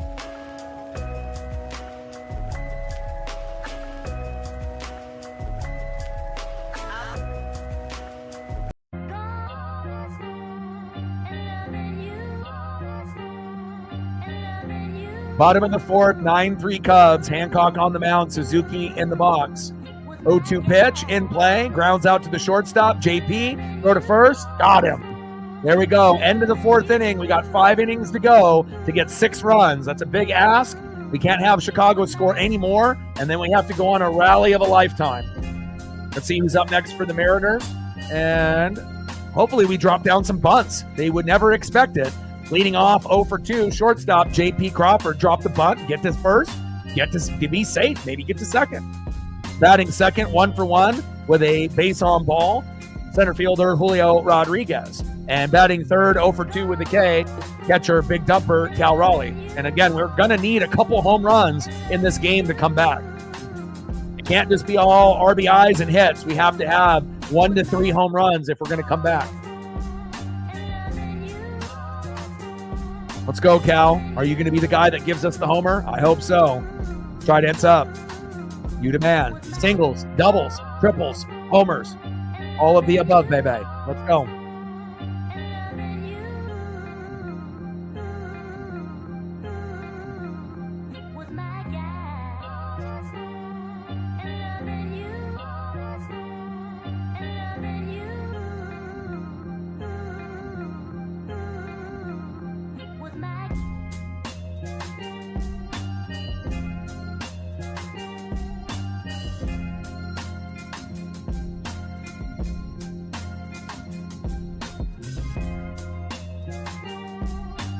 We're at 32, 8 more likes to get to 40. Now we're at 33, 7 more to get to 30, 17 more to hit the goal to get to 50. Let's go.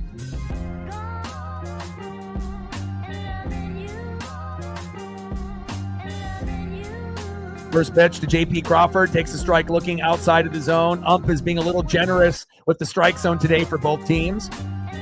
0-1 count. Horton on the mound, J.P. Crawford in the box. 0-1 pitch, and J.P. singles to left. Nice base knock by J.P. I would have loved to bunt as well, but as long as J.P. gets on, we have life. Here we go. Next up, Julio Rodriguez. Let's see if Julio can get a single, and then Cal can hit a 3-run homer. If that happens and we get to 9-6, we're right back in business, baby. Let's go. Come on, J-Rod. I mean, obviously, back-to-back homers by Julio and Cal would be great as well. I don't care how we do it, but if we can find a way. 2-run homer by Julio, or Julio gets a single, and a 3-run jack by Cal. That's how we get back in the game. And then if we're only down by 3, anything is possible. Julio, first pitch in play, and grounds out to second. Crawford to second, 1 away. Man, Julio would have been huge there to get on. 1 away. Next up is big dumper Cal Raleigh. Let's see if we get a 2-run jack here to make it 9-5, and that'll be home run number 30 on the season. Number 1 in MLB in homers, and he's a catcher. It's unbelievable, and when it's all said and done, if he plays on the Mariners for 15, 20 years, he might end up being known as the best catcher, of all time, or one of the best, with Yogi Berra, Johnny Bench, Pudge Rodriguez. To be able to have your name with those kind of guys, Buster Posey, that's saying a lot. And he definitely is the best catcher in baseball. Now, Will Smith for the Dodgers is number 2. He's very, very good. Obviously has a higher batting average, but as far as impact on the team, Cal is number 1. Homers and ribbies, baby. 1-0 pitch, takes a strike looking right down the middle, the big dumper. 1 ball and 1 strike to Cal Raleigh. Come on. 1-1 pitch, big swing and a miss right down the middle. 1 ball and 2 strikes to big dumper Cal Raleigh. Let's go, Cal.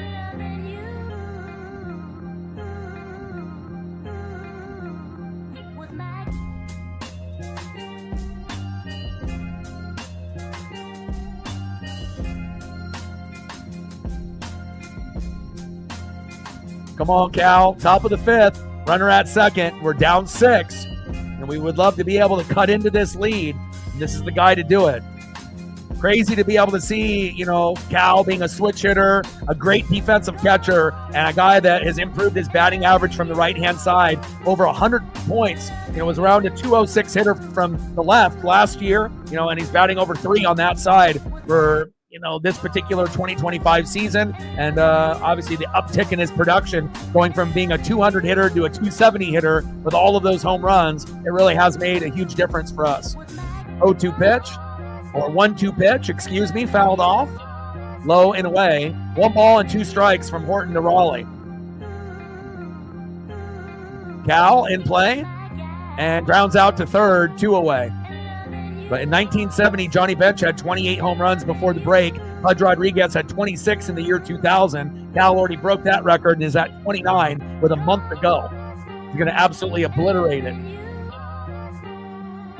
All right, next up is Jorge Polanco, 1 for 1 with 2 runs and a base on ball, top of the 5th. Runner at second with 2 outs. Let's go, Polo. Polo hasn't hit a home run in ages, and again had 9 in April, and again has slowed down considerably, but he has been able to get some singles. Let's see if Polo can give us a little bit of magic here. First pitch, fouled off right down the middle. Curveball, 84 miles an hour by Horton. 0-1 count. 0-1 pitch, low and at the knees. Changeup, 87 miles an hour by Horton. 1 ball and 1 strike to Jorge Polanco. Come on, Polo. 1-1 pitch, fouled off. 1 ball and 2 strikes with a runner at second and 2 outs. 9-3 Cubbies lead. And we have to try to chip away here.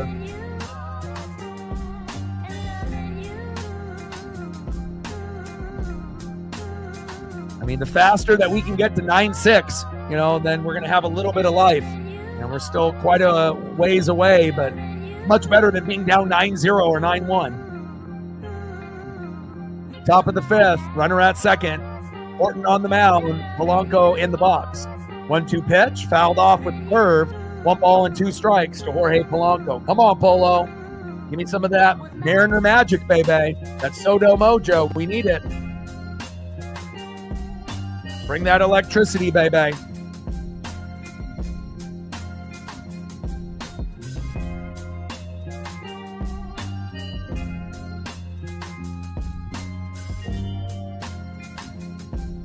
Top of the fifth, runner at second with 2 outs, 9-3 Cubs lead.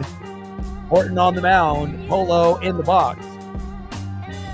1 ball and 2 strikes with 2 outs and a runner at second. Mariners down 6. And obviously the worst performance out of Emerson Hancock we've seen this year, which is unfortunate, but the Cubs are a great team. It happens. 1-2 pitch, low and at the knees. 2 balls and 2 strikes to Jorge Polanco. Come on, Polo.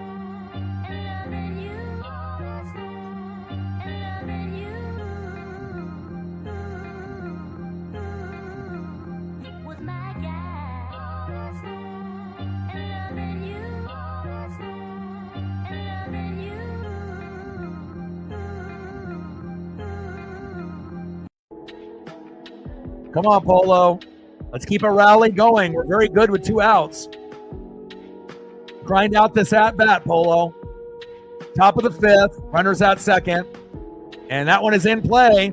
Go, go, go, Polo. Yes! There we go. And again, Polo comes up big. He may not be able to hit home runs anymore, but he's pretty damn good at getting singles and RBIs lately. Here we go. 9-3 Cubs. Runners at first and third with Randy Arozarena. He gets an RBI double here, right? We're going to be at 9-5. We're right back in business right here if Randy gets a double, unless he ends up getting a 3-run jack. And then we're really in it, down 9-6. Let's go, Randy. Come on, baby. And you've been a streaky player, but obviously can step up in big moments. Let's go, Randy. 1 swing, 9-6. 1 swing, 9-5. It's either a homer or a double. Let's go.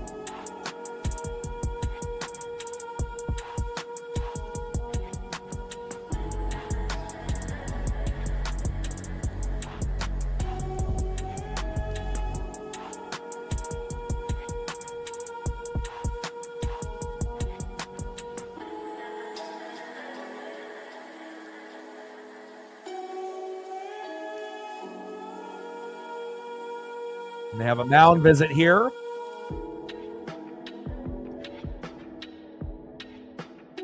Defensive run saved, plus 13 for Nico Werner, plus 7 outs above average first and first. Second base ranks this season. Nico Werner is amazing. First pitch from Horton to Randy Arozarena. Takes the strike swinging low in the zone. 0-1 count. And these are the opportunities that we need to take advantage of if we're going to climb back into this game. And again, obviously being down 6 is better than being down by 8. And again, it's just about chipping away. And if Randy can get an RBI double or a 3-run homer, and then we're right back in business being down 9-5 or 9-6. 4 more likes to 40. Let's get there. 14 more to hit the goal. And again, if we can get closer into this matchup, obviously there'll be a spike in viewership to see if the Mariners can pull off the comeback. But we have to get it to 9-6 sooner than later for that to happen.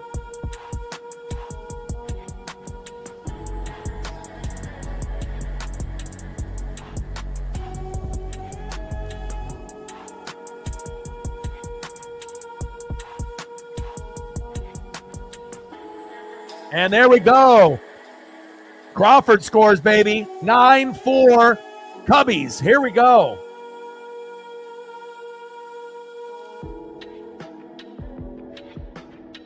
Throw to first was wild, and I love that.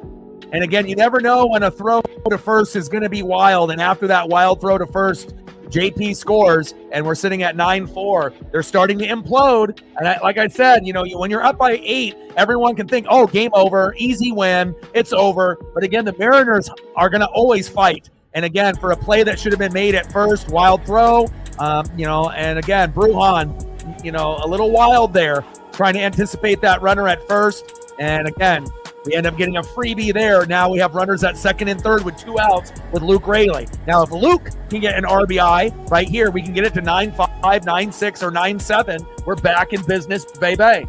And again, there's a difference between a lot of people, you know, and myself. You know, again, there's going to be people that just turn the game off But again, this is my full-time job, and I want to be able to see the bright side in everything. We're going to get our ass kicked sometimes, and we're going to have magnificent performances like yesterday. But again, you want to make sure that you understand once the starting pitcher goes out, the game resets. And all it takes is one bad pitcher for you to come back in a game. And again, bullpen is very important. Starting pitching and obviously the hitting is great, right? Managing is definitely important to be able to make those decisions on when to pull a guy or when to keep a guy in. But, the bullpen is going to win or lose more games for you than any other aspect of the game. And Horton's day is done. And I love that. So now we get the starting pitcher to go out 1 inning early in the 5th with runners at second and third and 2 outs. And we're back in business. Bay. Let's go.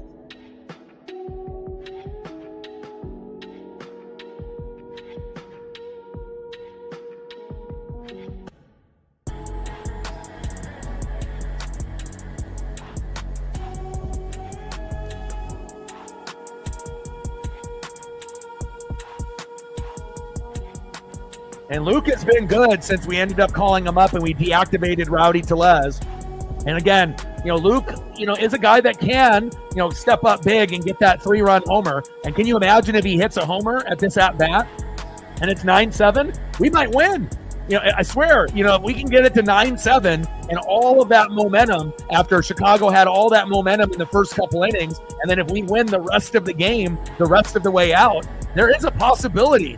It might be small, but again, if you get a 3-run homer here and it's 9-7 and they keep imploding with, bullpen pitchers and they play like Horton, who's to say that we can't win this game 12-11 or 11-10 or 10-9? Again, when you're down 9-1, of course it looks like it's over. You have to be patient and you have to rally. And hopefully Luke will do that for us here. Top of the 5th, down by only 5 now. We were down by 8. With 2 outs, we're great with 2 outs. Runners at second and third. First pitch to Luke Rayleigh. Fouled it off, 0-1 count. And they're bringing Pomerantz in, and hopefully we can do some damage here. 0-1 pitch. Low and away with the knuckle curve. 1 ball and 1 strike with runners at second and third and 2 outs. Come on, Luke. Let's see if we can get one more little rally here to get it to 9-5, 9-6, or 9-7. Let's go. 1-1 pitch. Fouled off right down the middle with that knuckle curve by Pomerantz. 1 ball and 2 strikes with runners at second and third and 2 outs. 9-1 lead has been erased to 9-4, but we need a little bit more. And again, if we can get it to 9-6 or 9-7 here in the 5th, we still got, a couple innings after to do more damage. So, plenty of time to come back. 1-2 pitch. Fouled off. 1 ball and 2 strikes. Drew Pomerantz has an ERA of 0. So again, anything that we can get on him would be shocking, but it definitely could happen. And obviously Pomerantz being a lefty going against Luke as a lefty, but I would rather go with a lefty that I know that can hit rather than going with a righty. And hopefully Luke can get it done here. Come on, Luke.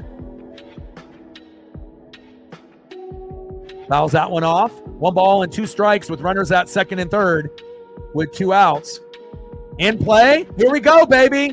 0 for 14 versus lefties this season. Make it 1 for 15. Singles to right. Polo scores. Yeah, baby. 9-5. Cubbies, here we come. Here we go. And next up, a guy that's been hot lately, Donovan Solano. And it shows you Luke can get it done, and he does. Next up, Donovan Solano. First pitch, takes a strike looking, 0-1 count. We now have runners at first and third with Donovan Solano, who's not a home run hitter. But if Donovan can get an RBI single here and we can get it to 9-6, we're back in business, baby. If you really want to shock people, he hits a 3-run homer here, and then it's 9-8. And if that happens, we're winning. I'm telling you right now, and I don't think Solano, he's not a home run hitter, but if he were somehow, some way to get a pitch right down the middle, and he goes yard, and it goes 9-8 Cubs, we're going to win. We're going to come back. We already have at this point. It was 9-1 a few minutes ago. How long can we take a 2-out rally? You tell me. Let's go, baby. Oh, Captain, it was tough. Obviously, Emerson Hancock had his worst performance today, but first batter of the game went yard. and then the second batter of the game went yard. So Happ and Tucker went yard, and it was already 2-0 early on. And then an inning after that, obviously the next time around, Ian Happ ended up having a 3-run homer. So ended up being 6-1, and then kind of exploded, ended up getting to 9-1. But now going from 9-1, we're at 9-5, and if we can get Solano to keep it moving, we're right back in business.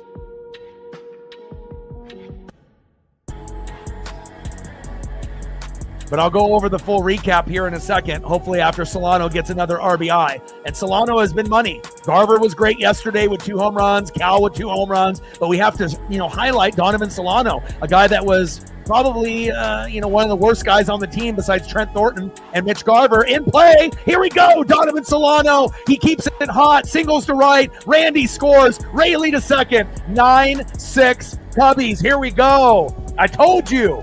And again, think about how many people like Anna that went to bed and decided to turn the game off. You never turn the game off on the Mariners because you never know when we're going to come back. And just like that, exactly what I said, I have to talk it into existence, and the 2-out rally continues. Here we come. Here we go.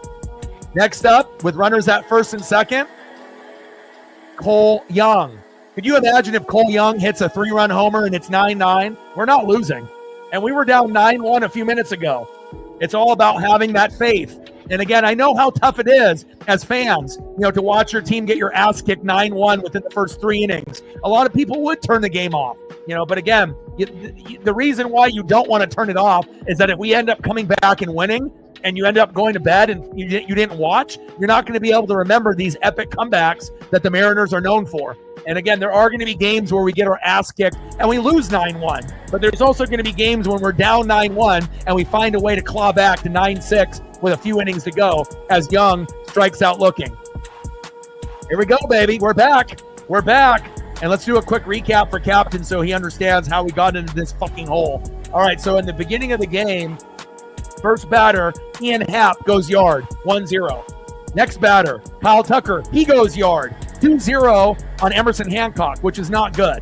Then after that, we had Luke Rayleigh, his first game starting, right? He ends up singling to left. Polo scores 2-1. All right, now we feel like we're in business a little bit, right?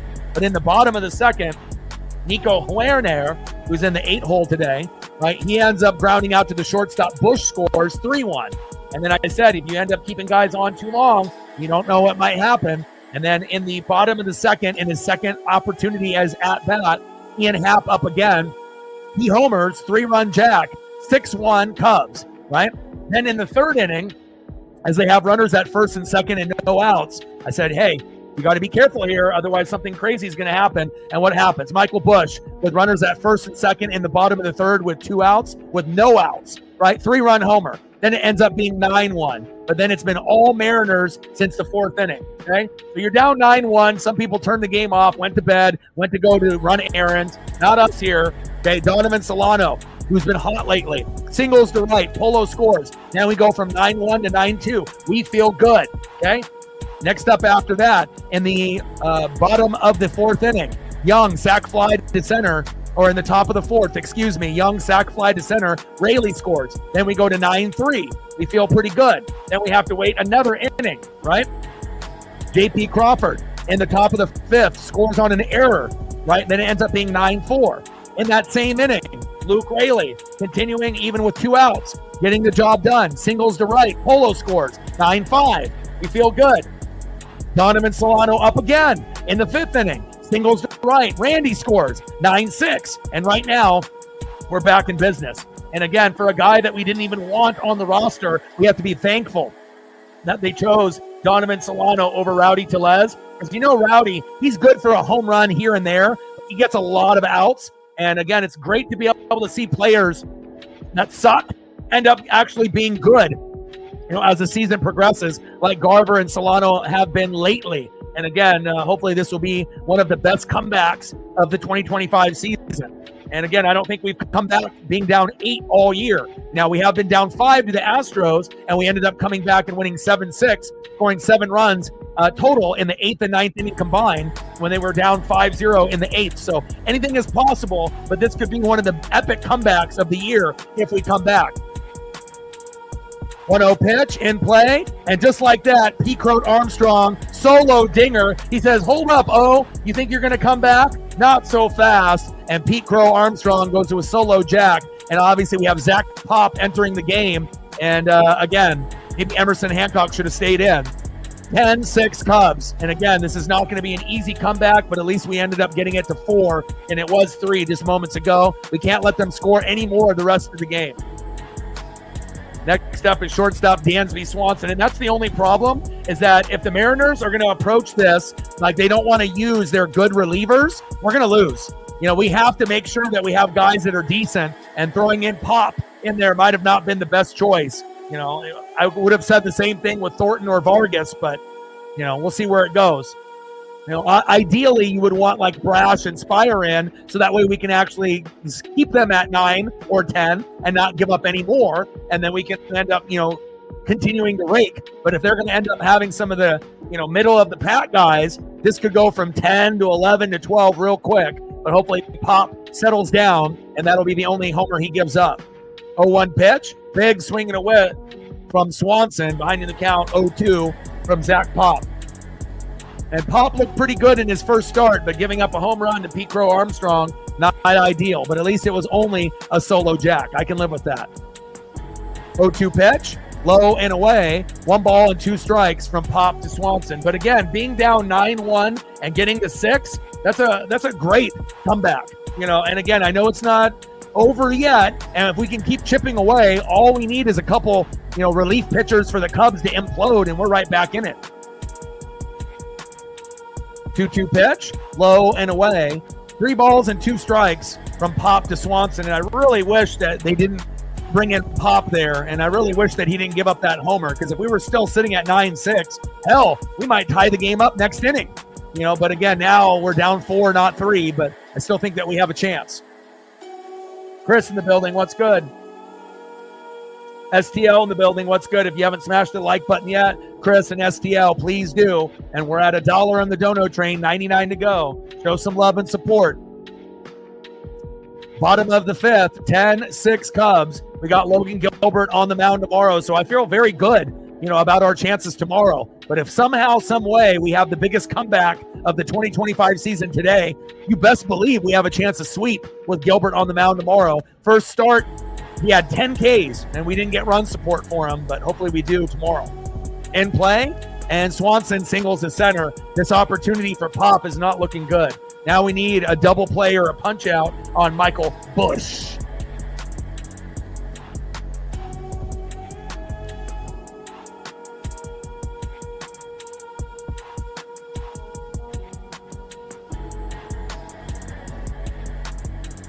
Come on, Mariners. Bottom of the 5th, 10-6 Cubs. It was 9-1 a few minutes back. So again, you know, this game was 9-1 in the 3rd, right? So a lot of people turned their TVs off, but I had a feeling that we would come back. Maybe not come back enough to win, but at least to make it interesting.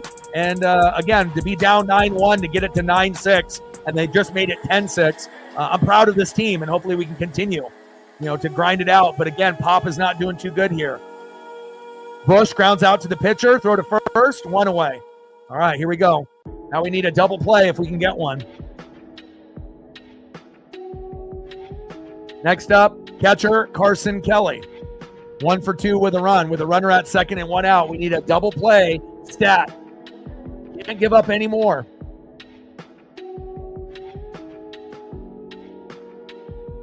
Yeah, and again, my ESP is pretty strong. You know, I'm going to have a couple ESP moments every stream, you know, but again, really happy that they, you know, grinded out, you know, those hits. And it's not like we've had any big home runs yet. So again, if the home runs come late and they end up being impactful, we're definitely going to have a chance. You know, again, we've got 6 runs with no home runs yet. So again, you know, normally we get the home run first and then the RBIs come, but every once in a while the hits and RBIs come first and we get those late homers, you know, maybe by Julio or Cal or, you know, one of the role players. And if we get that, you know, anything is possible.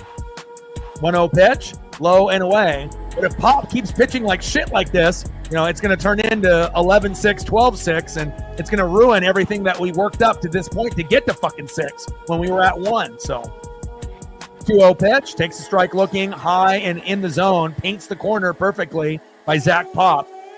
Pop on the mound, Kelly in the box. Yep. I mean, we were down 3, but Pop gave up the solo jack to PCA, Pete Crow Armstrong, so I'm happy that it was only a solo dinger. But again, when you go with 0 for 4 or 0 for 5 and your name is Pete Crow Armstrong, you best believe it ain't going to happen the next game. And I already had a feeling that it was going to be a good day for him. 2-2 pitch, high and away. Pop is all over the place. Count now is full. 3 balls and 2 strikes with a runner at second and 1 out. Mariners threatening, down 4. They were down 8 just a few minutes ago. And again, we were down 3 until Pete Crow Armstrong just hit a homer a few minutes ago. 10-6. Anything is possible. 3-2 pitch. That one is fouled off. Tries to jam the hitter high and inside and does. 3 balls, 2 strikes. Runner at second, 1 out. 10-6. Cubs lead here in the bottom of the 5th, and I'm hoping that we can rally and continue to keep breaking. Pretty amazing. The Mariners have 6 runs with no home runs yet. And imagine when we do get a home run, if it ends up being a 2-run bomb, 3-run jack, or a grand salami, that could be the momentum that shifts this game into the Mariners' favor. 3-2 pitch, fouled off. Count still full. 3 balls and 2 strikes from Pop to Kelly. Odin in the building. What's good, brother?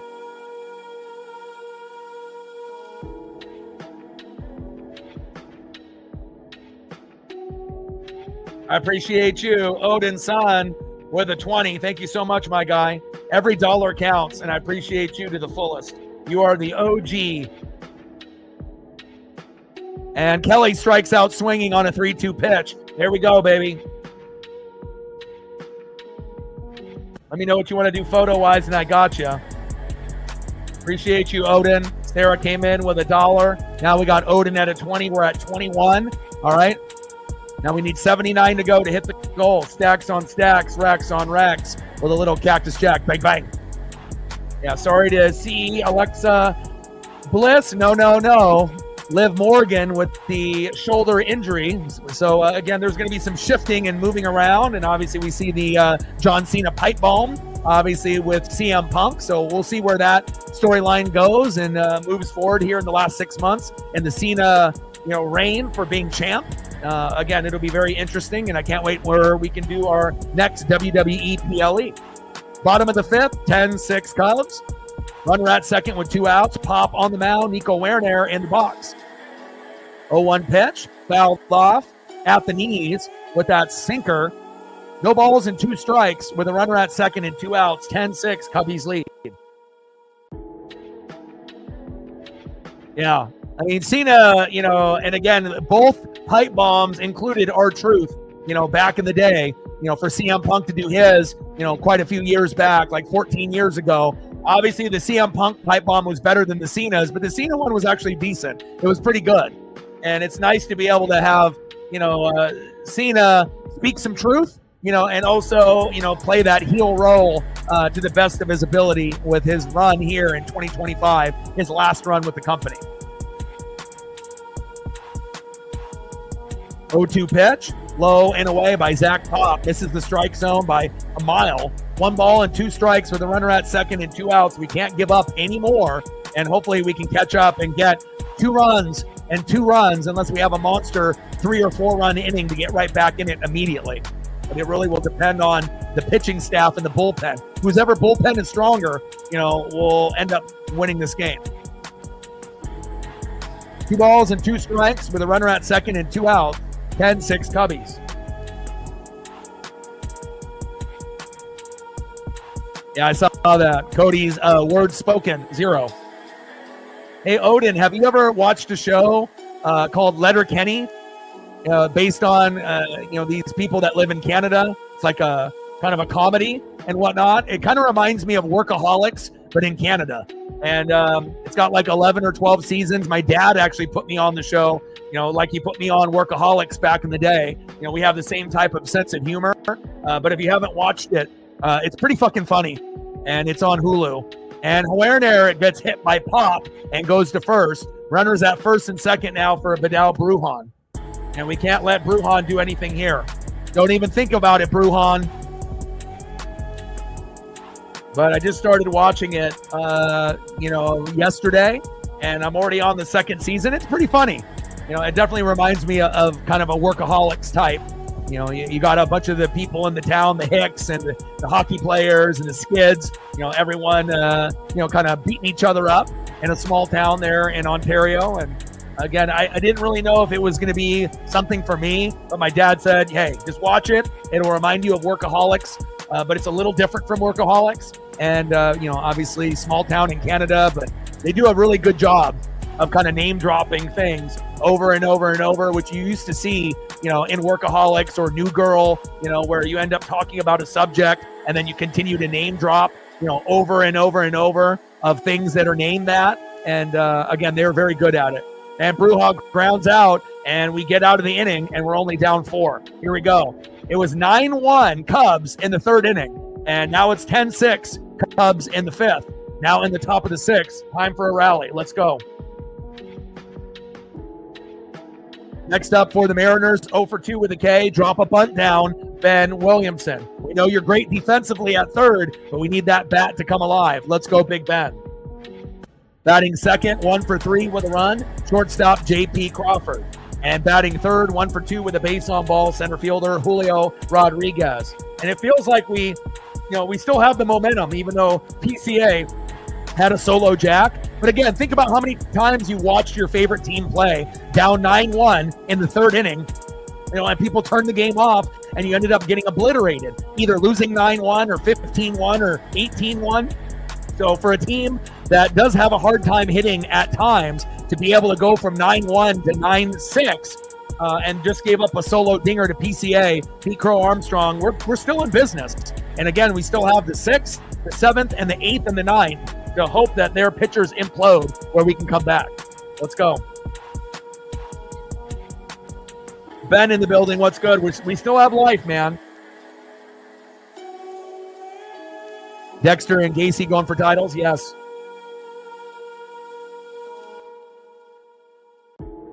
Yeah, still called the Grand Slam. Grand Salami. Get the mustard and rye bread.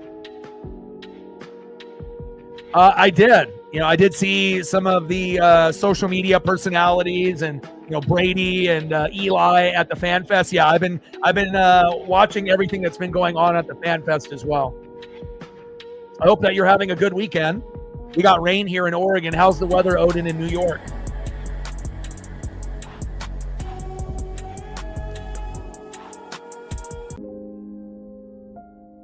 And the crazy thing is the Mariners have 6 runs with no home runs, and 48% of our runs in 2025 are home runs. So it's pretty crazy. This might be the maximum amount of runs that the Mariners normally get, with no home runs involved. And again, if we just get 1 3-run jack or a grand salami, we're right back in it. We actually have more hits than the Cubs. We have 9, they have 8. And again, normally if we get 5 runs, 7 to 10 hits, we win or we compete. But again, when you give up 9 within the first 3 innings, and Emerson Hancock's worst performance of the year, it's hard to be able to come back. But again, we're built, as a good team. And what happens when we play good teams? We play up to the competition. We don't play down like when we played to the White Sox or the Angels. And again, even if we lose, we're going to give it everything that we fucking got. And that's what you want as a fan. Even when you're getting your ass kicked 9-1 in the third, you still have faith that, maybe we can still come back. And so far, so good. Super hot right now. What are you looking at in New York? 90? 100? Mid-80s?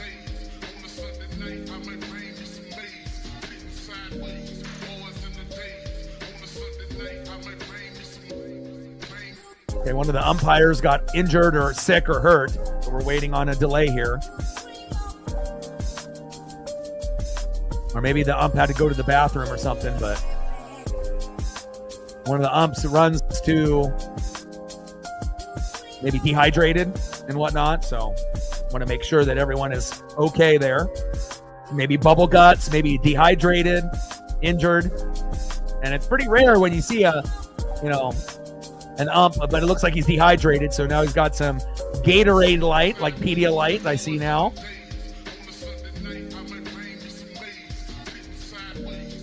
There we go, get rehydrated. We want to make sure that all of the umps are on point. You don't want anyone slipping with bad calls.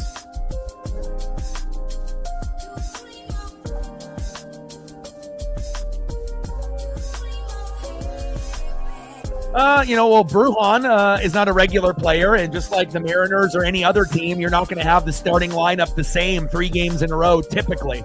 Usually you're going to have a couple guys that are not everyday players, play at least once in a game. And again, Carson Kelly and Brujan are playing today. They didn't play yesterday, and hopefully we can find a way after the umps here get rehydrated that we can get back into business.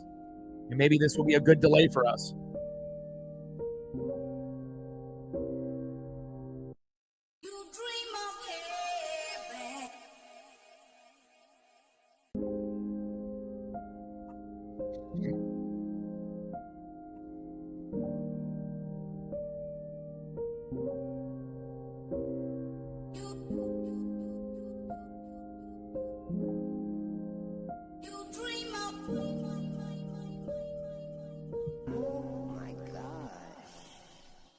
Still have a delay here for the umps.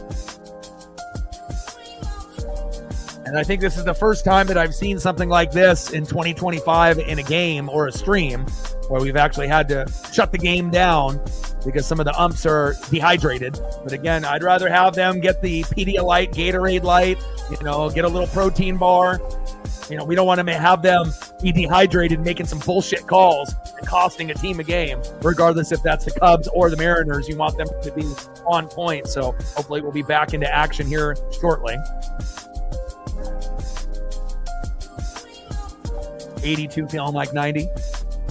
Yeah, it's cold over here. We got some rain for the first time in a couple weeks. But rain yesterday, rain today, rain tomorrow. And it's a nice little break after you've had some warm weather here in the Pacific Northwest.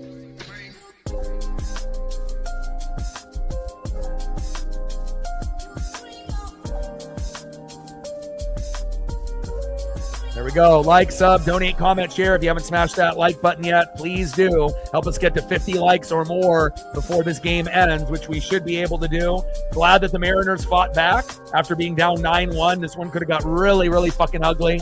And we're at 45. We only need 5 more likes to hit the goal. And we're at 21, 79 to go to hit the goal as well. And anything you want to see, Odin, you let me know. I got you.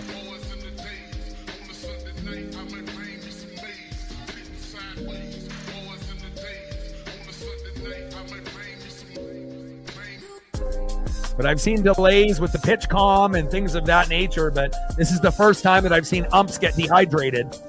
And it wasn't the ump behind home plate that got dehydrated. I think it was a guy at first. But if, people are dehydrated, they got bubble guts, or they, are feeling like they're going to pass out, got to make sure that you take care of everybody, including the umps.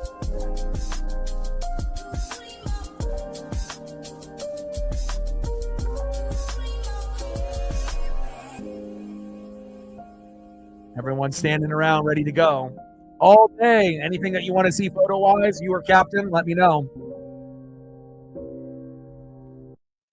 But I'm glad that the Mariners fought back, because the worst thing is seeing your team get their ass kicked early and then they don't come back. If we were down 9-1 and now it's 10-1, and then you just have to grind it out for the last 6 innings when the game was essentially over in the third, those games suck when you end up being on the opposite end. But when you're winning, you feel great, right? When you're up 9-1, you feel great as long as you hang on. But Mariners are fighting back, but I'm not sure if they're going to have enough to come back. But it feels like that, they have some juice left in the tank.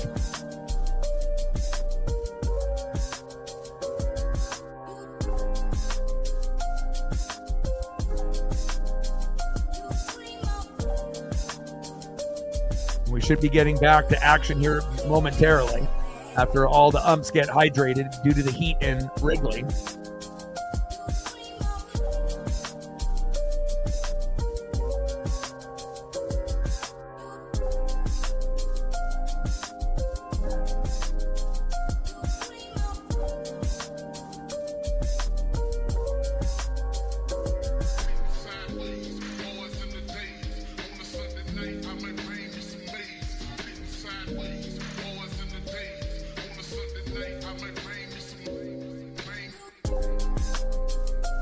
But just a quick recap for everyone in this game that we're sitting right now at 10-6. as we're waiting for the game to get started back up.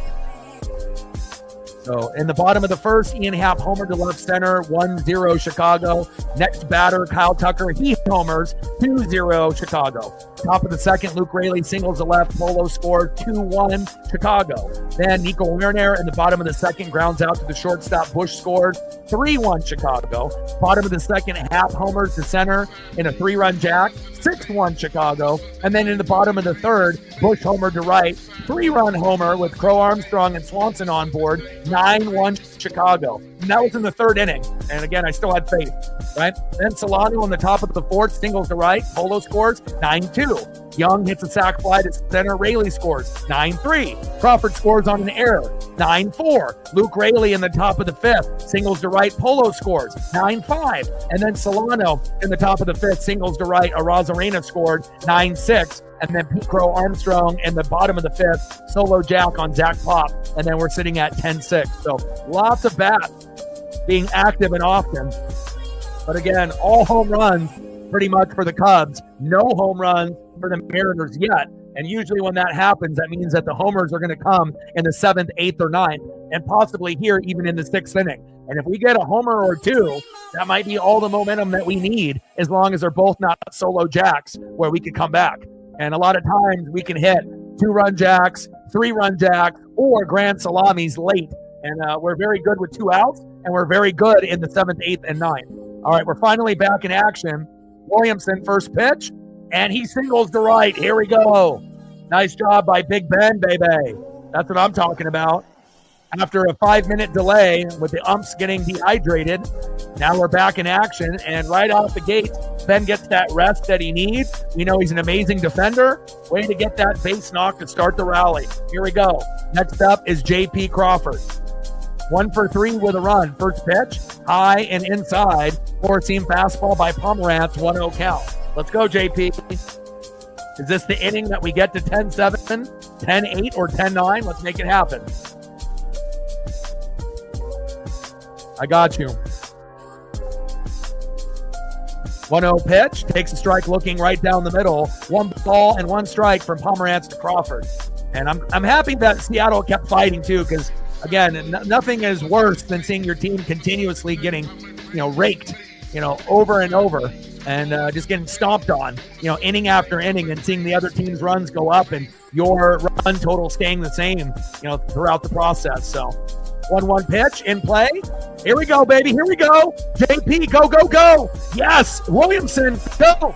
And there we go. Back-to-back hits. And JP with a single. Here we go. Ben with a single to right. JP with a single. Now you got runners on the corners at first and third with no outs, with Julio Rodriguez up and Cal Raleigh on deck. Is this where we come up and tie the game up? Let's go. Let's go, baby. All it takes is 1 inning for a pitcher to have a meltdown. And here we go. And Julio has not been good for us lately, but does that change right here? Imagine if Julio hits a 3-run jack, Cal hits a solo dinger, it's 10-10, and then we're going to win. I'm telling you, if that happens right here, and it's 10-10, with no outs, again, the momentum will shift. If we get to 10-10, we might score 13, 14, 15 runs before this game is over. Wild. And again, if we do come back and win this game, it'll be our biggest comeback of the season, and probably one of the biggest comebacks in Mariner history. Down fucking 9 in the third, and now we're at 10-6. Let's go. Runners at first and third with no outs, with our 2 potential, studs that could get it done. Now, one has been red hot in Cal Raleigh, the other has not in Julio Rodriguez. But maybe this is the time where Julio can actually get it done. Let's go. Trident's up, Julio Rodriguez. Trident's up, big dumper, Cal Raleigh, as they make another pitching change. And hopefully this will be in our advantage here for the Mariners. And it's good to be able to see the role players make a difference. You need role players to step up. The Cole Youngs, the Ben Williamsons, the Luke Raleys, the Solanos, the Polos, the Randys, the JPs. It can't be just Cal every game. But again, nice decision to bring Luke back and to have Rowdy Tellez, get let go. That was the right decision. Even though Trent Thornton would have been better, but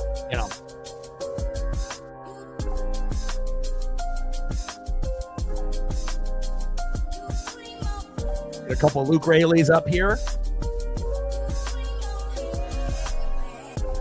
And I love Luke's hustle.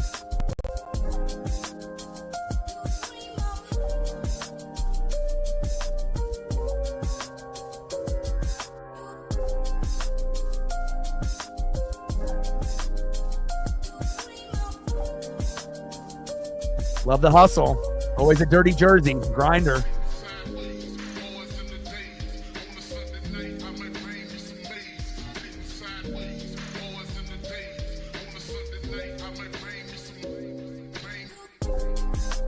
Let's go, baby. All right, Julio. First pitch. High and inside. 1-0 count. Come on, J-Rod. If there was ever a moment that we needed you to step up, it's fucking right now. Trident's up. Let's go, Mariners. 1-0 pitch. Fouls the one off low and away with the slider. 1 ball and 1 strike from Keller to Julio. Come on, J-Rod.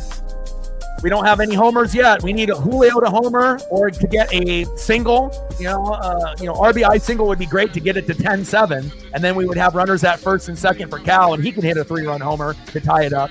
Any way you slice it up. And, 3-run homer by Julio, 3-run homer by Cal. I don't care. Let's find a way to get to 10. 1-1 pitch. Big swing and a miss, low and away. 1 ball and 2 strikes from Keller to Julio. And if we can't get a home run by Julio, just fucking get on base. 1-2 pitch. Fouled off, 4-seam fastball, high and away. Let's go, J-Rod. 1-2 pitch. Sweeper fouled off right down the middle. 1 ball and 2 strikes with runners at first and third and no outs. Julio in the box, Keller on the mound. Come on, J-Rod. I mean, you've been so ice cold for like a month.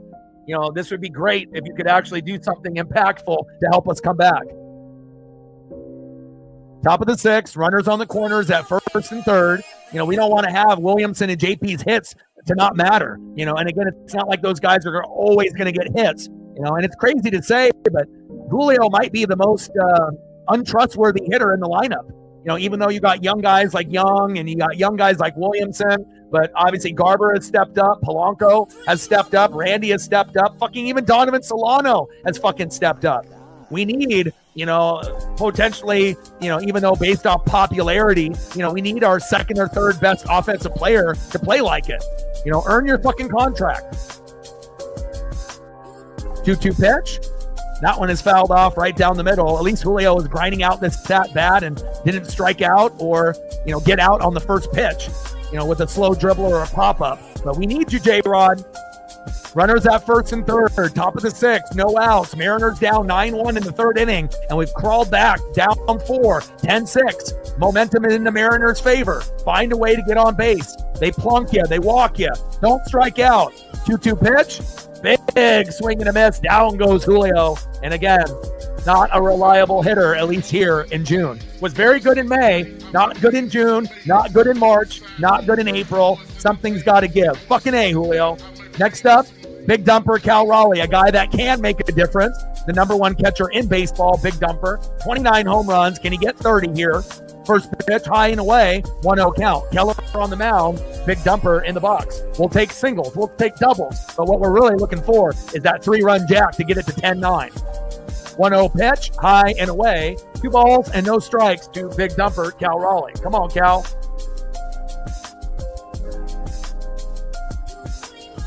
Come on, baby. I mean, the only player that I think I would trust more than Julio to be better than is maybe Dylan Moore, and that guy is on an epic slump. But again, Timo and Julio right now, not that trustworthy. Julio can still get a hit here and there, but as far as like impactful RBIs and home runs, forget about it. At least at the moment. 0 for 3 with a strikeout and 2 groundouts for Cal. Can we get the homer that we need? 2-0 pitch, takes a strike looking on the line. 2 balls and 1 strike with runners at first and third, Williamson and JP with 1 out. We need to get to at least 8 before this inning ends if we can. 7 at the minimum, but 8 would be great. And then 9 or more is, that's just money. But that only happens if Cal hits a homer here. 2-1 pitch, high and away. 3 balls and 1 strike with runners on the corners at first and third and 1 out. 10-6. Cubs lead. They dominated the first 3 innings, and we've dominated the last 3. Got to find a way.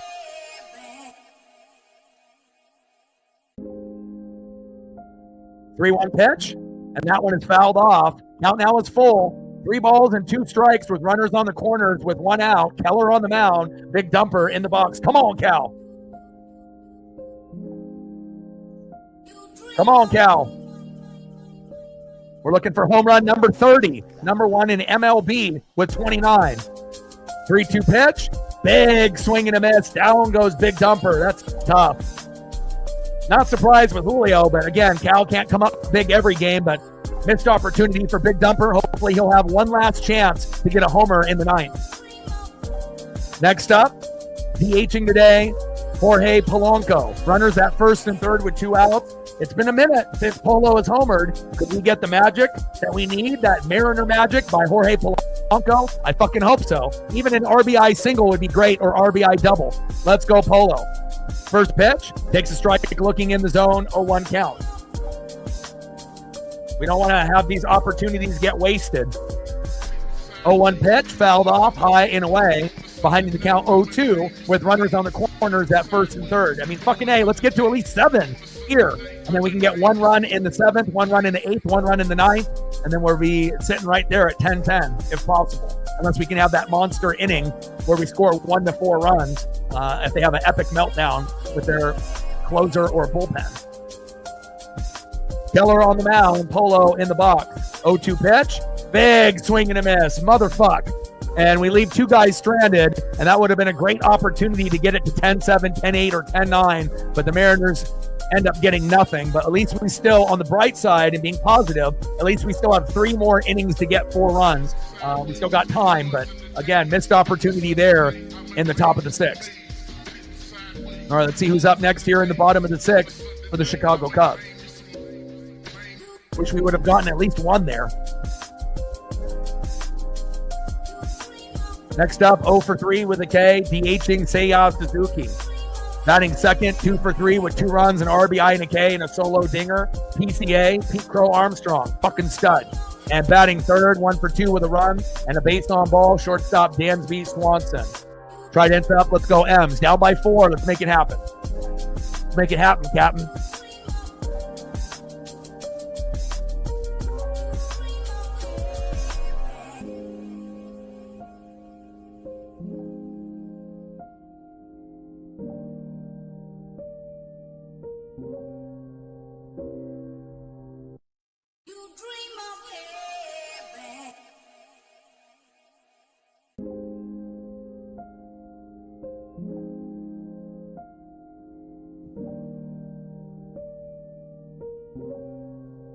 Next up here in the bottom of the 6th, next up is left fielder Ian Happ. Can't trust ESPN or MLB Network. Batting second, right fielder Kyle Tucker, and then batting third, Seiya Suzuki, even though they said it was Suzuki, Crow Armstrong, Swanson. But again, sometimes MLB and ESPN like to take breaks in the middle of the game. 10-6 Cubbies, let's go.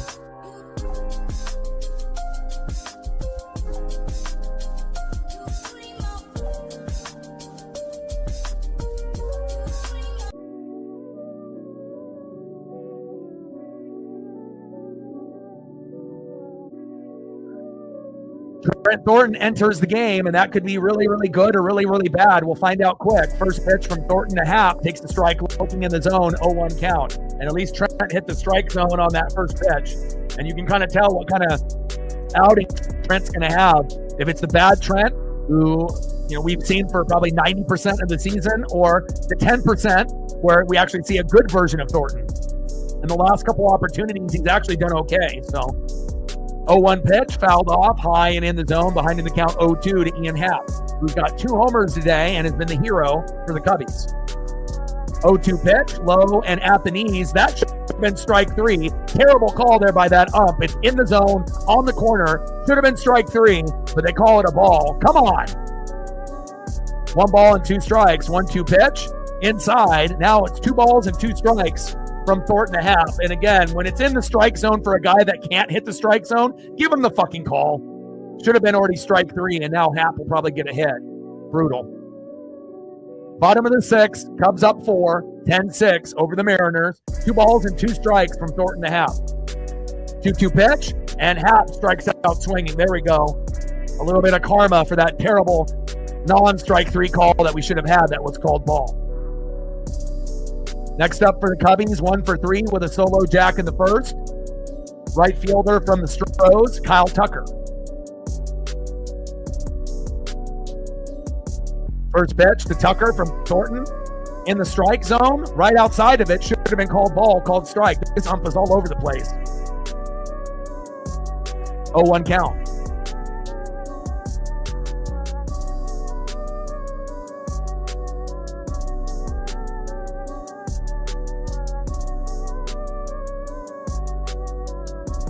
Oh, 1 pitch. High and away. Tries to paint the corner and misses it by a foot. 1 ball and 1 strike from Thornton to Tucker.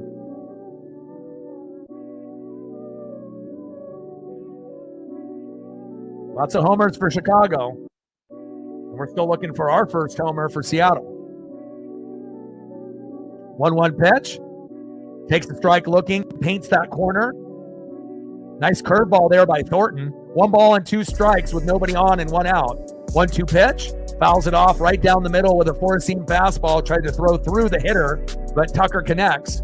1 ball and 2 strikes with nobody on and 1 out. 10-6 Chicago lead.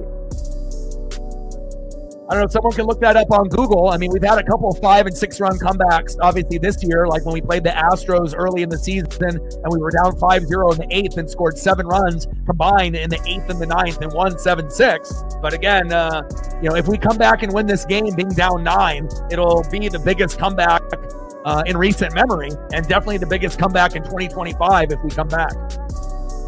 But biggest Mariner comeback ever, that will be something that you'd have to look up on Google. And then obviously Grok on Twitter/X or Google AI will be able to answer that. 2-2 pitch.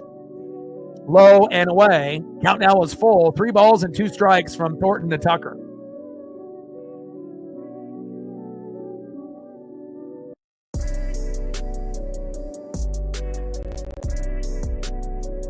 Three-two pitch, and that is a 6-pitch walk.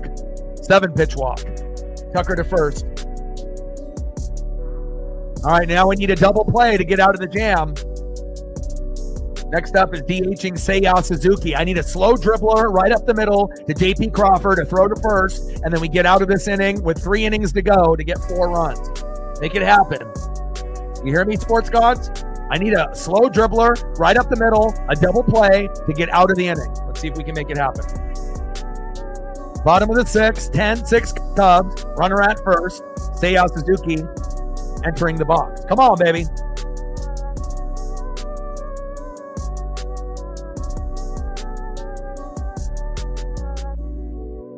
We need a comeback.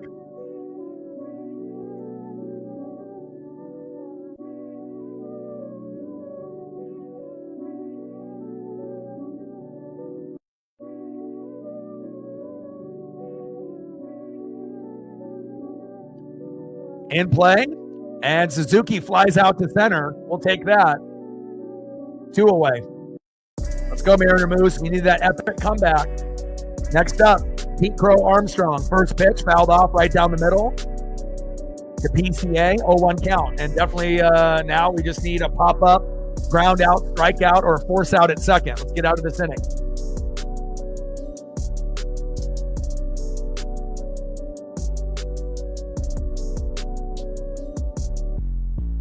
Bottom of the 6th, runner at first. And here we go. 0-1 pitch, in play, and flied out to left. Randy Arozarena is there, and we get out of the inning unscathed. Here we go. All right, let's go to the top of the 7th, and we got 3 innings to get 4 runs. Let's get it, baby. And we need homers. We need at least 1, preferably 2 or more if we want to really come back. Solo dingers are nice, but 2-run jacks and 3-run jacks and grand salamis may be in our future. Next up, left fielder, 1 for 3 with a run, Randy Arozarena. Batting second, who's been hot lately since we called him up for Rowdy Tellez that we deactivated. 2 for 2 today, Luke Raley. And bottom in the lineup here, batting third, a guy that's been hot as of late. Should have been cut in the beginning of the year, but has been playing well lately. 2 for 3 with 2 RBIs. Who is this guy? First baseman Donovan Solano. Let's go, baby.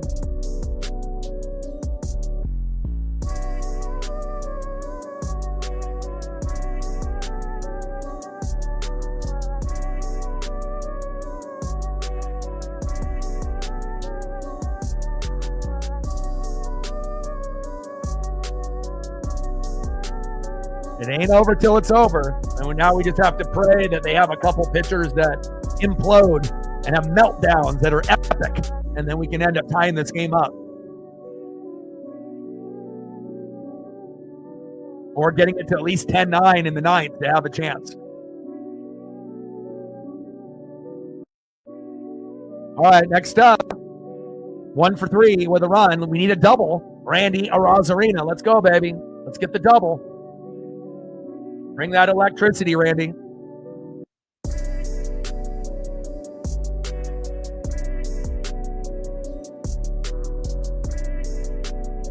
There we go. Captain in all day, doing a great job. We're at 50. Let's see if we can get to 60 before the stream ends. We're at 21 on the dono train, 79 to go. First pitch to Randy Arozarena, low and away, slider, 85 miles an hour, misses by Keller, 1-0 count.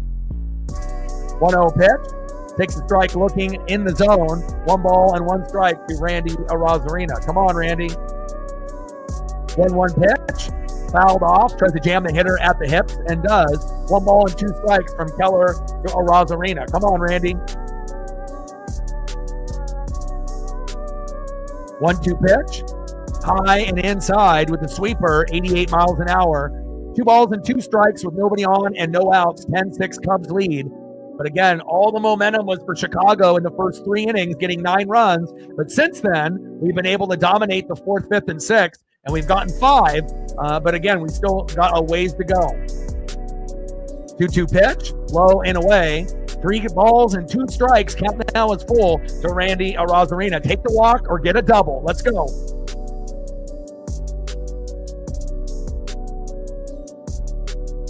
In play. 3-2 pitch, and Randy gets hit. There we go.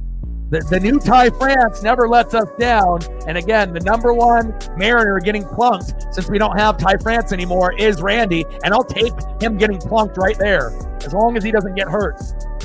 Next up, a guy that's been hot since we called him up, Luke Raley.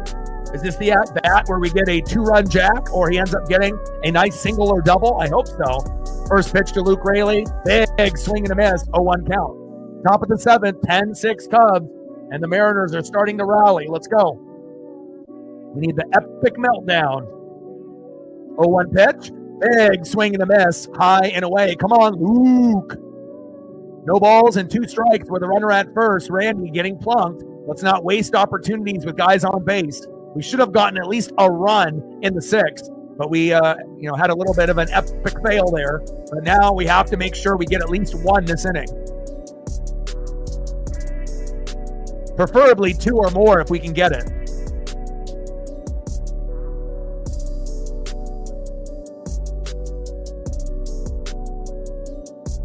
Oh, 2 pitch. High and away. 4-seam fastball. 90-plus miles an hour there by Keller. 1 ball and 2 strikes. To Luke Raley. Let's go, Luke.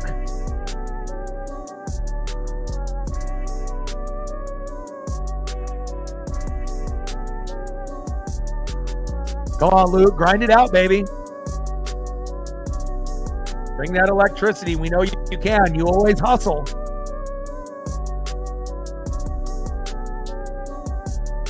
Top of the 7th. 10-6 Cubs. Come on, Luke.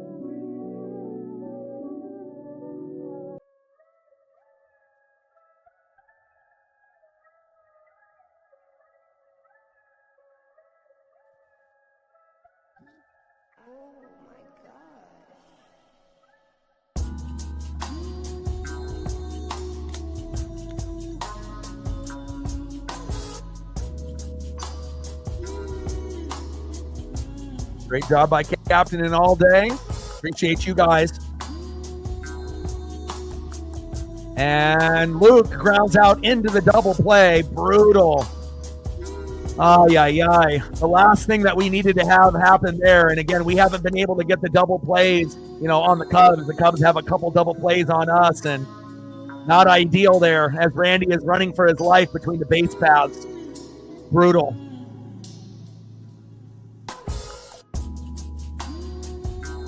Next up is Donovan Solano. First pitch from Keller to Solano. Fouls that one off inside. 0-1 count.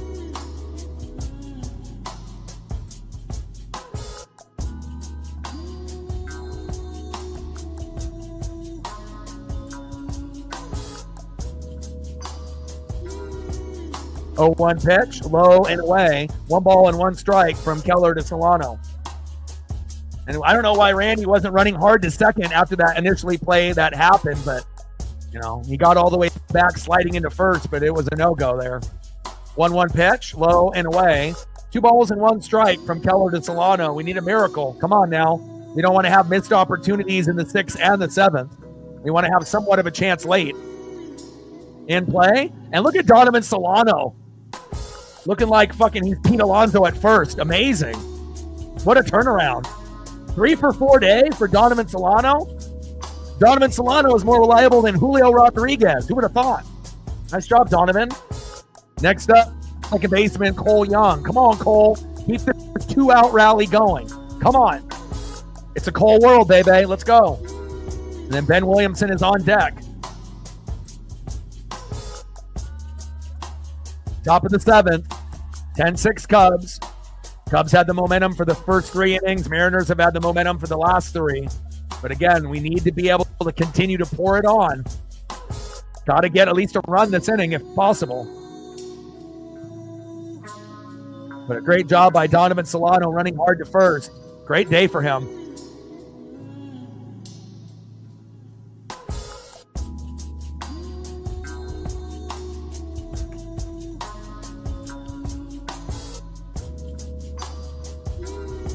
We're in the Stranger Things upside down when Donovan Solano is 3 for 4. And Julio, is 1 for 3. I mean, it could be worse. He could be 0 for 3, but we need more production. Cal is one of the only hitters besides Cole Young that doesn't have a hit yet. Something's got to give. Let's go.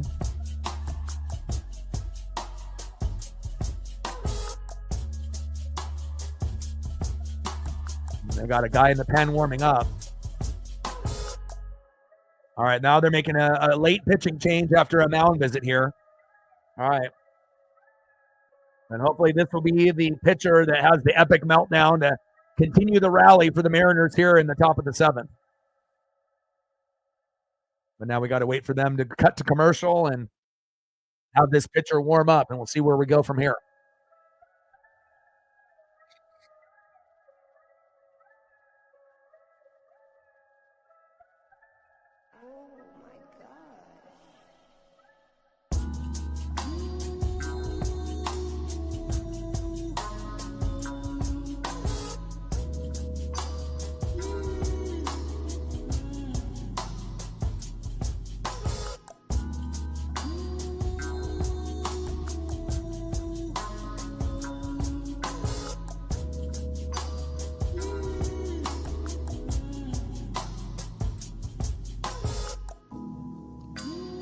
Gained a few more subs. We're gaining subs left and right at a good rate. Another 2 more. Shout out to all the people watching in the room, not only in the United States, but all across the globe. 2 more subs acquired, and now we're sitting at a good number. We're getting closer and closer now. 19 more to get to 20,900, but the big one is 119 to get to 21,000. That's what we're shooting for. And Demo comes in and flies out to left, pinch hitting. That was a dumb move by Dan Wilson, and that's the end of the inning. Why would you do that? I know Cole Young hasn't been good, but to put in the guy that might be the worst hitter on the team right now, that is a dumb fucking decision. Why would you do that? And now obviously going from like a lefty to a righty, and you're going to make the adjustment, but you don't want to bring in a righty that can't fucking hit. Idiot. All right, let's go to the bottom of the 7th, and now we're down 4. We should only be down by 1 or 2 or 3 at this point. But again, Dan Wilson ain't the brightest in the bunch, but bad decision there.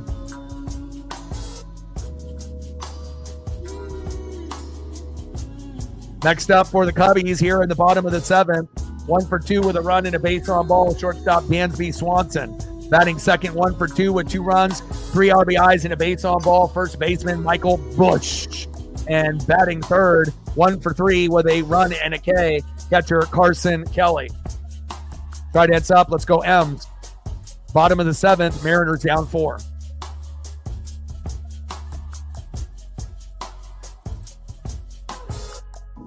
And I get it. If you're going to be switching from a righty to a lefty and then you don't want a lefty pitcher to go against a lefty hitter that hasn't done a whole lot today, that's fine. But that's the guy that you choose to bring in. That's the best option that we have. Like, why not Mitch Garver? He hit 2 home runs yesterday. He, even though he's not very good, he would give us a better chance to keep the inning going than a fucking Dylan Moore. You know what I'm saying? Like, it doesn't take a rocket scientist to understand what to do, but if you're going to go with a righty, you go with a guy that hit the 2 homers yesterday that had 1 coming into the season and now has 3. Like, use your fucking brain, Dan. Jesus Christ. Like fucking having Scott Service all over again. I mean, he definitely is not as bad as Scott, game in and game out. But every once in a while, you see these dumb decisions being made, Like, some people are still, hoping that we can come back in this game. We're not thinking about fucking tomorrow. I know we got Logan Gilbert on the bump tomorrow and whatnot, and we're going to save a lot of our good relief pitchers like Brash and Spire for probably tomorrow. And hopefully we get to use Munoz, but come on, man. Thornton still in the game, doing okay. First pitch, takes a strike, looking right down the middle. And Thornton has been better, since, we had our epic skid for about a month and a half. Thank God. 0-1 pitch. Big swing and a miss right down the middle. Behind in the count 0-2 to Dansby Swanson.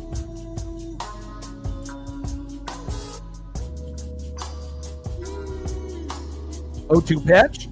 Low and away. 1 ball and 2 strikes from Thornton to Swanson.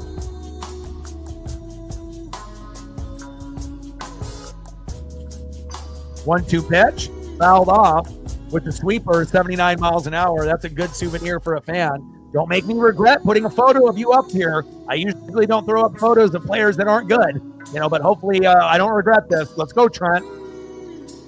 1 ball and 2 strikes from Trent Thornton to Dansby Swanson. But since he has been doing pretty well, I figured I'd give him a little bit of love. We had players like Donovan Solano, Mitch Garver, and Trent Thornton that are fucking terrible normally. But as of late, they've actually all been okay or really, really good. Okay for Thornton and okay for Garver. Yesterday was electric, but overall, Donovan Solano, that has been, probably the best surprise that any Mariner fan could have asked for, getting hot lately. We need it. Especially with Julio not really doing a whole lot lately. 1-2 pitch, low and away. 2 balls and 2 strikes from Thornton to Swanson.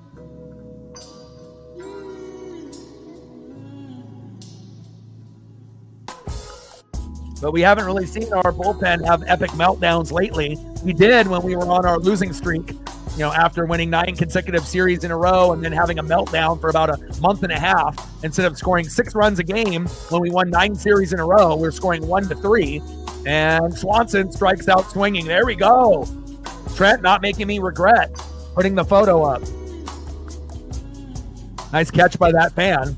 Barehanded, and I hope to do the same with Skeens and Cal Raleigh. Great souvenir for that fan barehanding that one. Next up is Michael Busch. Started off the day yesterday 3 for 3. Got to limit the damage. First pitch, high and away. 1-0 count.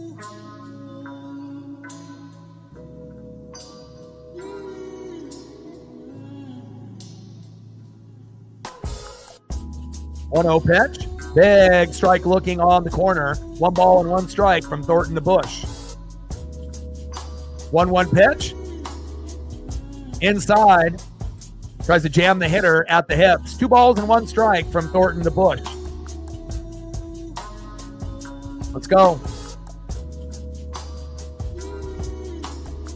I mean, if we just could have got something in the 6th and the 7th and had it be 10-8 right now, you know, it'd give us a lot of life. But, you know, all we need is one epic meltdown and a really solid inning from the Mariners with a home run or 2, and we're right back in it. 2 balls and 2 strikes with nobody on and 1 out. Bottom of the 7th, 10-6 Cubs. Cubs were up 9-1 in the 3rd inning, and we've been able to come back. We've been strong in the 4th, 5th, and 6th, but we have left a few stranded in the 6th and the 7th, and we need to be able to score those runs. 2-2 pitch. That one is fouled off. Change up. 84 miles an hour by Trent Thornton. 2 balls and 2 strikes with nobody on and 1 out. Bush in the box. Thornton on the mound. Come on, baby. Try dance up. Let's go, M's.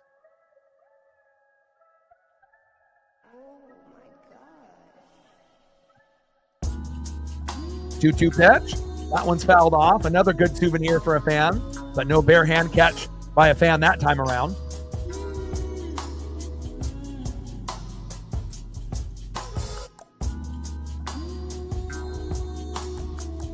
Come on, baby.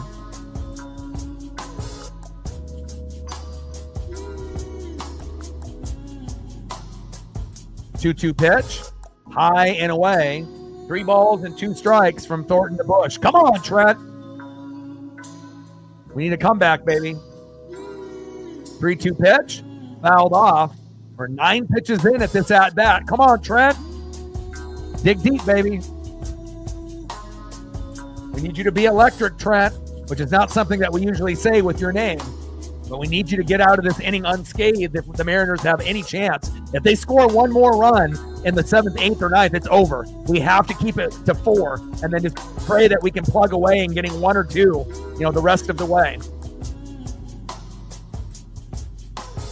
3-2 pitch. That one's fouled off again with the curveball, 80 miles an hour by Trent Thornton. 3 balls and 2 strikes, count as full to Michael Bush.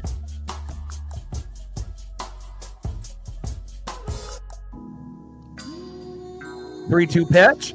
Holy fuck. Fouled off again. Get him out. Fuck. Bush just grinding out this at-bat. 11 pitches incoming at this at-bat alone. Julio could only dream of getting this deep. 333 batting average in the last 18 games for Michael Bush with 5 homers and 15 ribbies. He's been electric.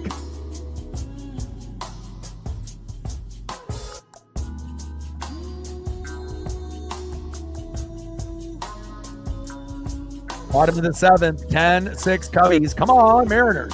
3-2 pitch, fouled off again. 4-seam fastball. 11 pitch at bat. Pitch number 12 incoming, and hopefully it'll end up with a pop-up, ground out, or strikeout. I can't have a fucking 12 pitch at bat end up turning into a hit or a home run. Come on, Trent. Longest at bat of the night. We haven't had anybody go this deep in an at bat. 3-2 pitch in play and flied out to Julio. Fucking A. Thank God.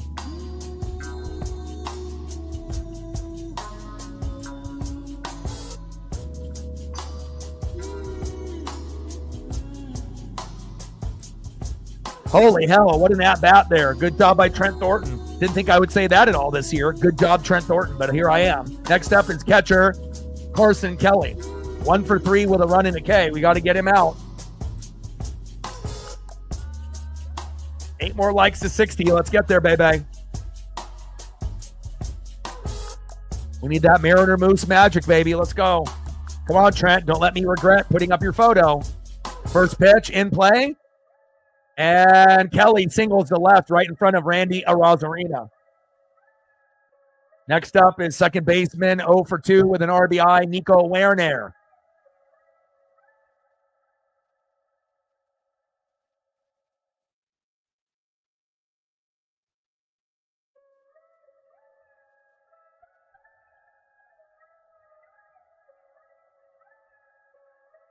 Come on, M's. Dig it out, baby. But a lot more enjoyable of a game instead of us being down 10-0 right now or 10-1. You know, I'm happy that we at least fought back, and hopefully that'll carry over until our confidence tomorrow with Logan Gilbert on the mound. And again, first start for him a couple days ago. Since April 25th, he had 10 Ks, but we didn't get any run support. So if he can have an 8 to 10K game tomorrow, we're going to win, especially if the bats come alive. But we'll have to wait and find out. And again, a lot of these games being played so early, 11:20 Pacific, 3 games in a row, that's never happened. And again, we won game 1 9-4. Now the Cubs are threatening 10-6, and hopefully we can have an epic comeback here late in the 8th and the 9th. But we're going to need 2 runs in the 8th and 2 runs in the 9th. 1-0 pitch, low and away. 2 balls and no strikes from Thornton to Werner.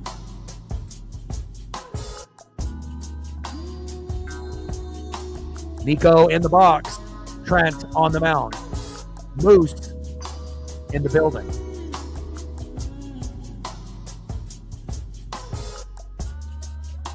Wild pitch, and Kelly goes to second base. Come on, Trent.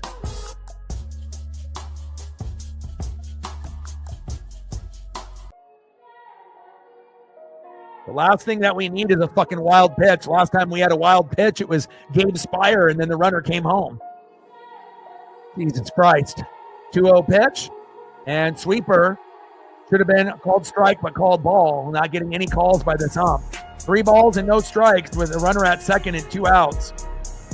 3-0 pitch. Takes a strike looking on the line. Nice finally to get something. 3 balls and 1 strike from Thornton to Werner. 3-1 pitch. Fouled off on the line. Count now is full. 3 balls, 2 strikes. Runner at second, 2 outs. Werner in the box. Thornton on the mound. Cubs up by 4. Let's get the fuck out of this inning. And then we need a miracle. 2 runs in the 8th, 2 runs in the 9th, and then we have to try to find a way to win 11-10 in the 11th or 12th inning.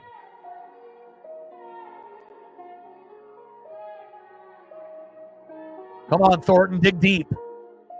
You're not a good player, but again, you can play like you're a good player here.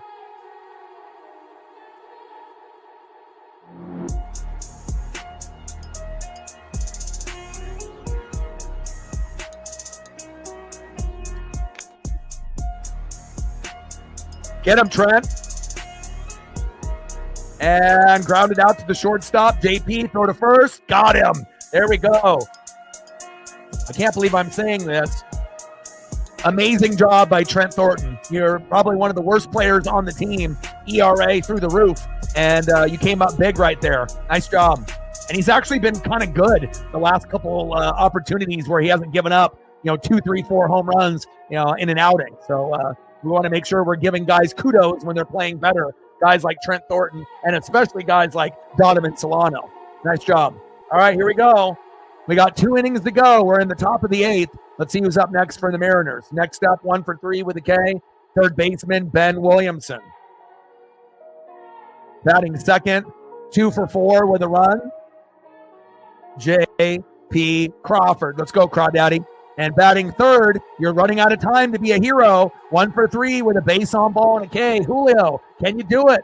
This is the time, especially if Ben and JP get on board again. Julio Rodriguez. And then if we get to Julio, obviously we know what will happen. Randy will be up a couple batters after that, but more importantly, big dumper, Cal Raleigh. If we can get to Cal in this inning, and then obviously it would be great. If not, we'll have him in the 9th.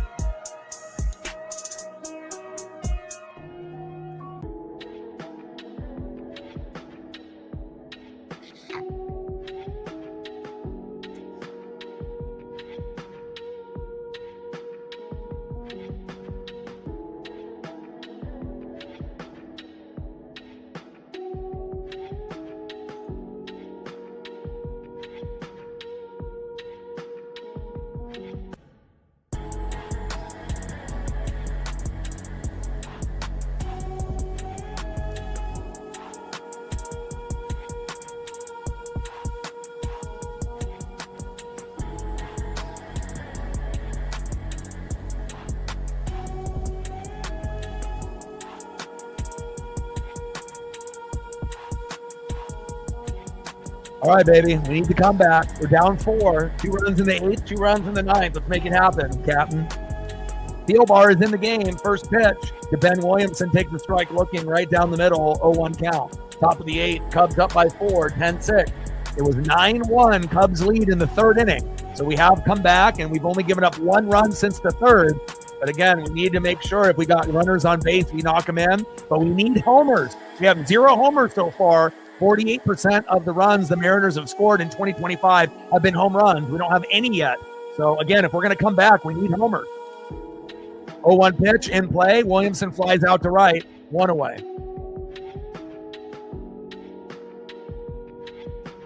Next up,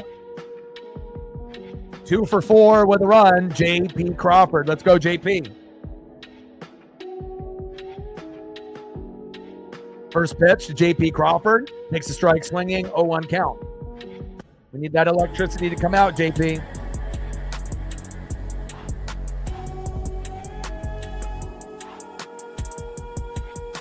Oh, 1 pitch, fouled off, high and inside with the sweeper. No balls and 2 strikes to J.P. Crawford.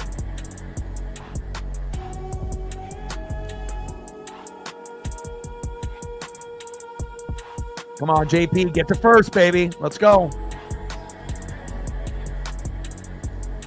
0-2 pitch, high and away. 1 ball and 2 strikes to JP Crawford.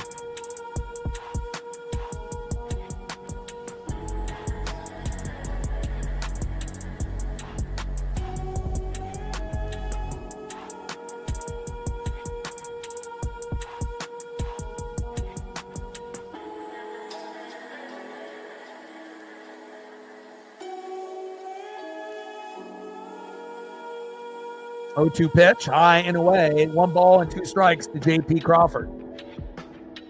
1-2 pitch. That's fouled off with the slider. 1 ball and 2 strikes from Thielbar to J.P. Come on, baby.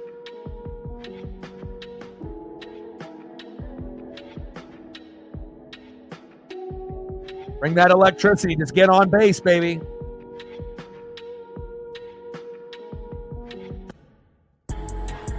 One-two pitch. High and away. 2 balls and 2 strikes from Thielbar to Crawford. 10-6 Cubbies lead. They had a 9-1 lead in the third. 2-2 pitch. And Crawford strikes out looking. And that's very questionable. You know, that's outside of the strike zone, but they punch him out. And we haven't really been able to get very many good calls from this ump here today. 2 away. All right, Julio, are you going to do anything? 1 for 3 with a base on ball and a K. I mean, even getting on base to have Cal Raleigh hit a homer and get it to 10-8 would be huge. Let's see if Julio can hit a homer himself, Trident's up, or just get on base. We'll take that as well. Trident's up. Let's go, Julio. First pitch, low and at the knees with a curveball, 76 miles an hour by Thielbar. He misses, 1-0 count. Come on, Julio.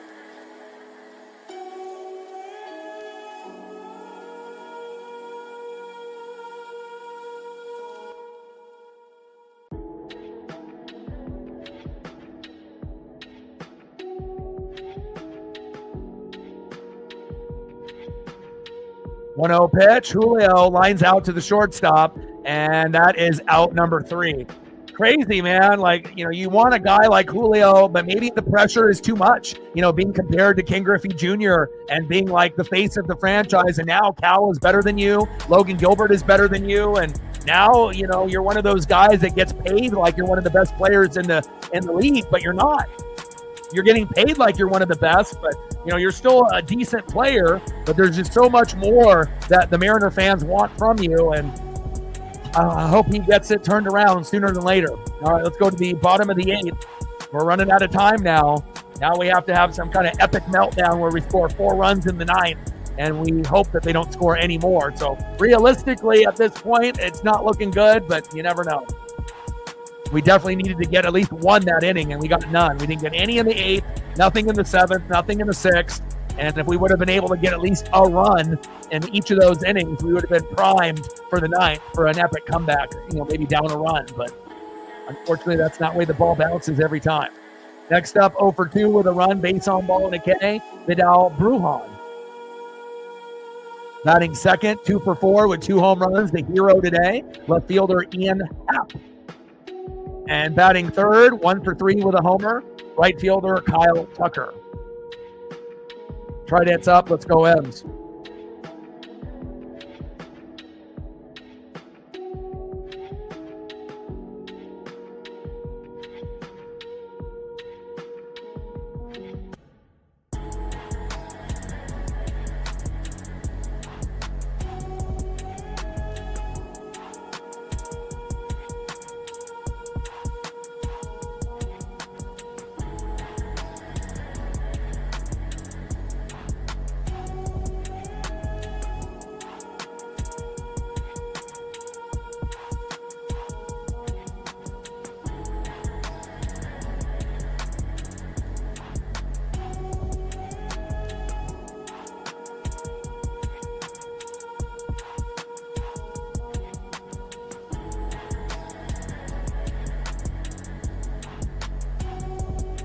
First pitch from Trent Thornton to Vidal Brujan, low and away with the sweeper, 1-0 count.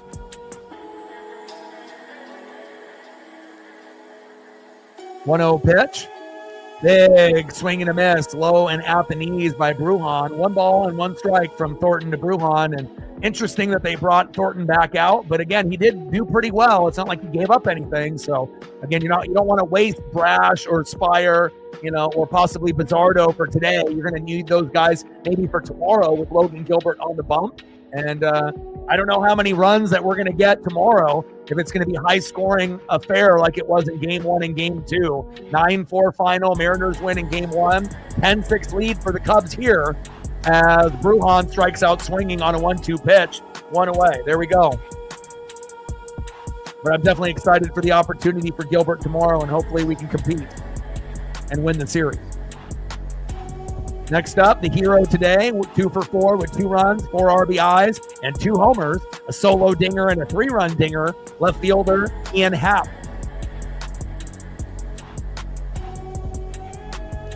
Let him know all day. Like, sub, donate, comment, share. If you haven't smashed that like button yet, please do. Help us get to 60 likes before the stream ends. And we're at 21 on the Dono train, 79 to go. First pitch from Thornton to Happ, takes a strike looking right down the middle, 0-1 count. Come on, Trent. 0-1 pitch, low and away. 1 ball and 1 strike from Thornton to Happ. But just the simple fact that we were down 9-1 and could have easily lost this game 10-1, to get 6 runs is huge. And hopefully that'll carry over into tomorrow, even if we lose this game, that we can understand that even when we get into a tough situation, being down 9-1 in the 3rd inning, we could have gave up. But the players didn't, and that really means a lot. It's surprising that we actually even got to 6, if I'm being real. 1-1 pitch, fouled off right down the middle. 1 ball and 2 strikes from Thornton to Happ.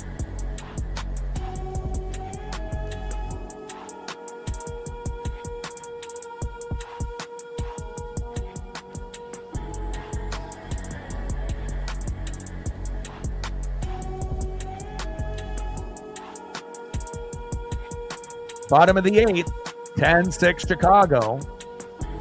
1 ball and 2 strikes with nobody on and 1 out. Thornton on the mound. Happ in the box. And I'm hungry for some fucking lunch. I gotta go take my pup on a walk too. Hopefully we don't get too rained out. I was hoping it was gonna be a victory walk, but could be a walk of shame here, but still have a good chance of winning the series with our best pitcher on the mound tomorrow, Logan Gilbert. 2-2 pitch, high and away. Count now is full. 3 balls and 2 strikes with nobody on and 1 out. Thornton on the mound, Happ in the box. Come on, baby. Finish strong, Mariners. Even if we only get 1 more run and get to 7, that would be huge in the ninth. Obviously, getting 4 is the goal, but we'll see if we don't give up any more here as Happ gets walked. All right, next up for the Cubbies, right fielder Kyle Tucker, and hopefully we get a slow dribbler right up the middle to J.P. Crawford to throw to first, and we get out of this inning. And we needed an epic miracle to score 4. It would have been much better if we only needed 1 or 2. Hell, even 3 would have been better, but again, that's what happens when you have good defense and good pitching by the Cubs, and you don't have a little luck on your side to knock those guys in late in the matchup.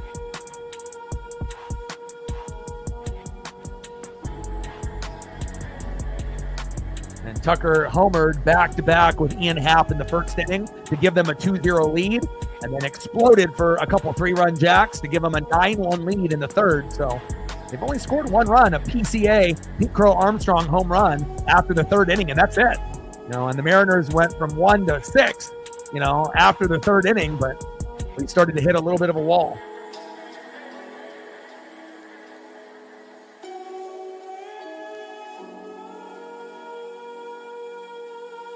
And now the trainer and Dan Wilson are coming out to look at Trent Thornton, pull him. I mean, again, it's not like he's an epic elite pitcher. If he's hurt or feels like something's off, take him out.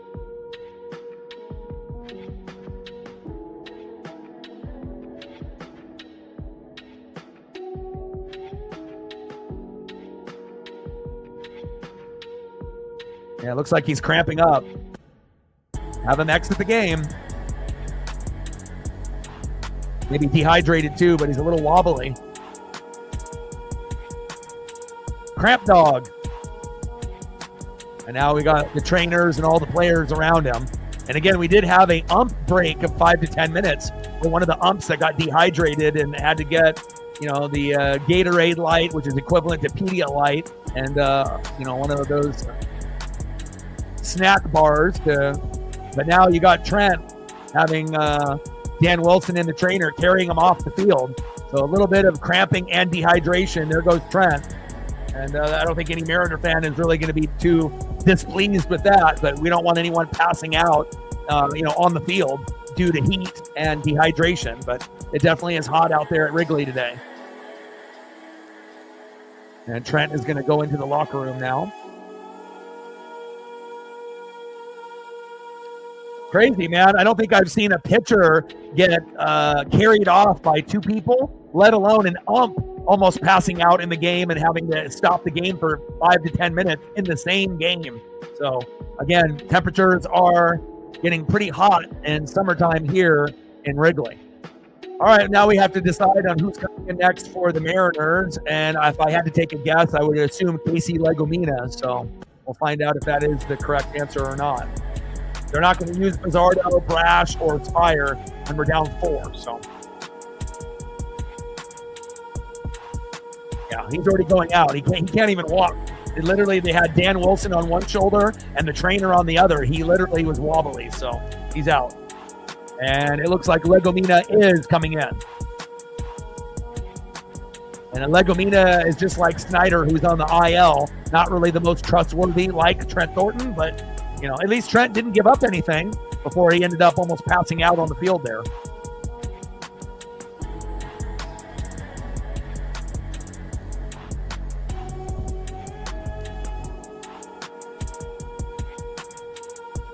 Yeah. Into the bush. Wow. Yeah. And I've had it before as well.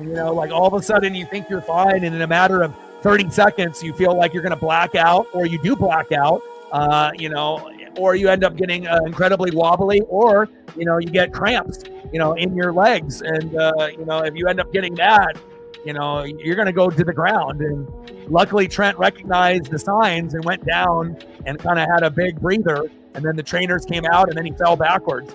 So, and then ended up going down to almost to a knee. So I'm happy that he didn't decide to push himself, because, realistically, if he would have went one more pitch, he probably would have fell down and blacked out. So hydrate and stay in the shade, baby. First pitch from Legomina to Tucker. Takes the strikes looking. No. Big swing and a miss. 4-seam fastball there by Legomina. 0-1 count.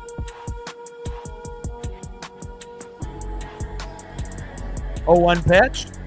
Change up in the zone. Should have been called strike, but called ball. Man, this ump has missed like 10 pitches for the Mariners today.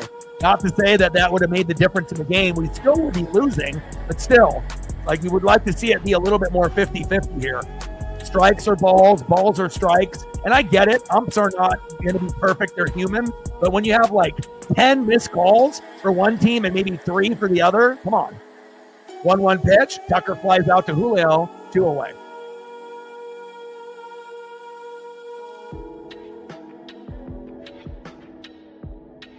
Next up for the Cubs, DHing 0 for 4 with the K, Seiya Suzuki.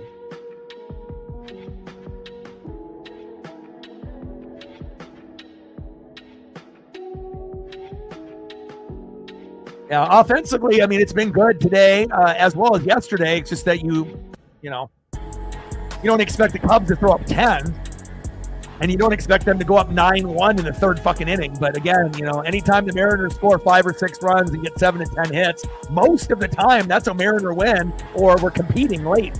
But unfortunately, we gave up too many runs in the first 3 innings. But again, hopefully tomorrow, we'll be able to score 6 or more like we have in the first 2 games. And Logan Gilbert on the mound, hopefully, will get 8 to 10 Ks, and that will help us propel us to a victory and a series win. But if Logan doesn't pitch well, we're going to lose. So, more than likely. 0-2 pitch. And Legumina gets Suzuki to strike out looking. There we go. All right, last chance for the Mariners here in the top of the ninth. Yeah, Rays have been very, very hot lately. I've been following you guys as well. You know, in the last month and a half, you guys have been averaging almost 6 runs a game. Just like earlier in the year, for about a month and a half, the Mariners, when we won 9 series in a row, we were averaging 6 runs a game. It really does make a big difference when you can get that kind of offensive production. Palencia coming into the game now. Next up is big dumper Cal Raleigh. 0 for 4 with 2 Ks, which is very rare for Cal. Hopefully Cal can get at least something here, but if he doesn't, we're going to have a good big day from him tomorrow. On deck, unless they have someone pinch hit, Jorge Polanco, and then batting third, left fielder Randy Arozarena.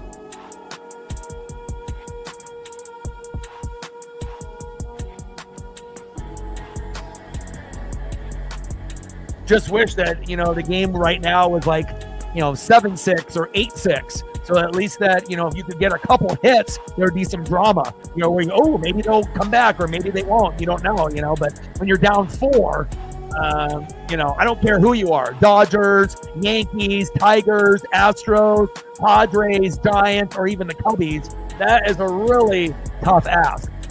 4 in the 9th. I mean, we've seen it happen in baseball before, but again, if we do come back and score 4, what are the chances that we actually win? Sometimes the Mariners will fight back with an epic comeback and then lose, by a run in extras. But at this point, realistically, the chance of the Mariners scoring 4 has got to be like 1%, if we're really being honest, right? Scoring maybe 1 or 2, could be like maybe 20%, 25%, but it's not looking too good here. But if Cal homers on the first pitch and we get it to 10-7, anything is possible. But we need an epic meltdown by the pitcher. And if we get it, there is a chance. But definitely a 90% plus chance of the Cubs winning. But again, we've seen epic meltdowns before. Like when we were down 3-2 to the Guardians and we scored 2 runs in the 9th and won 4-3. But that was, obviously only being down a run, right? Now we're down 4. First pitch from Palencia to Raleigh, high and away, 1-0 count.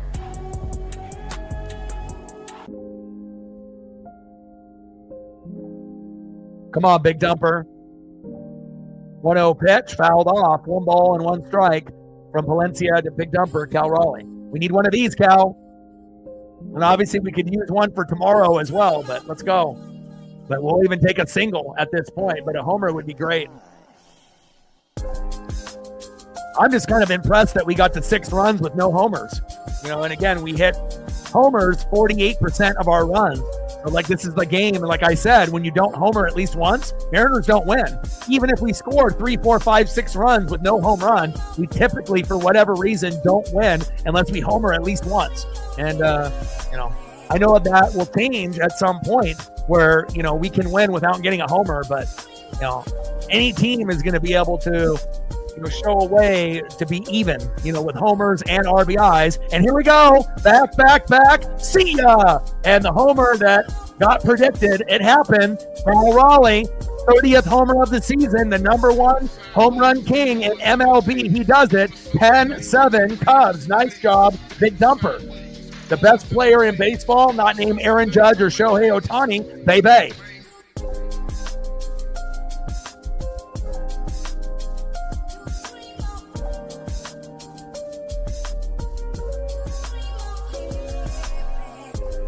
Wow, crazy, huh? Next up is Jorge Polanco. First pitch inside, 1-0 count. And again, Cal might be the only guy on planet Earth besides Aaron Judge or Shohei Ohtani to go 0 for 4 and not give up and actually get a homer late, whether we come back or not. And amazing to be able to see Cal do Cal things, baby. 1-0 pitch in play and popped out at first, 1 away.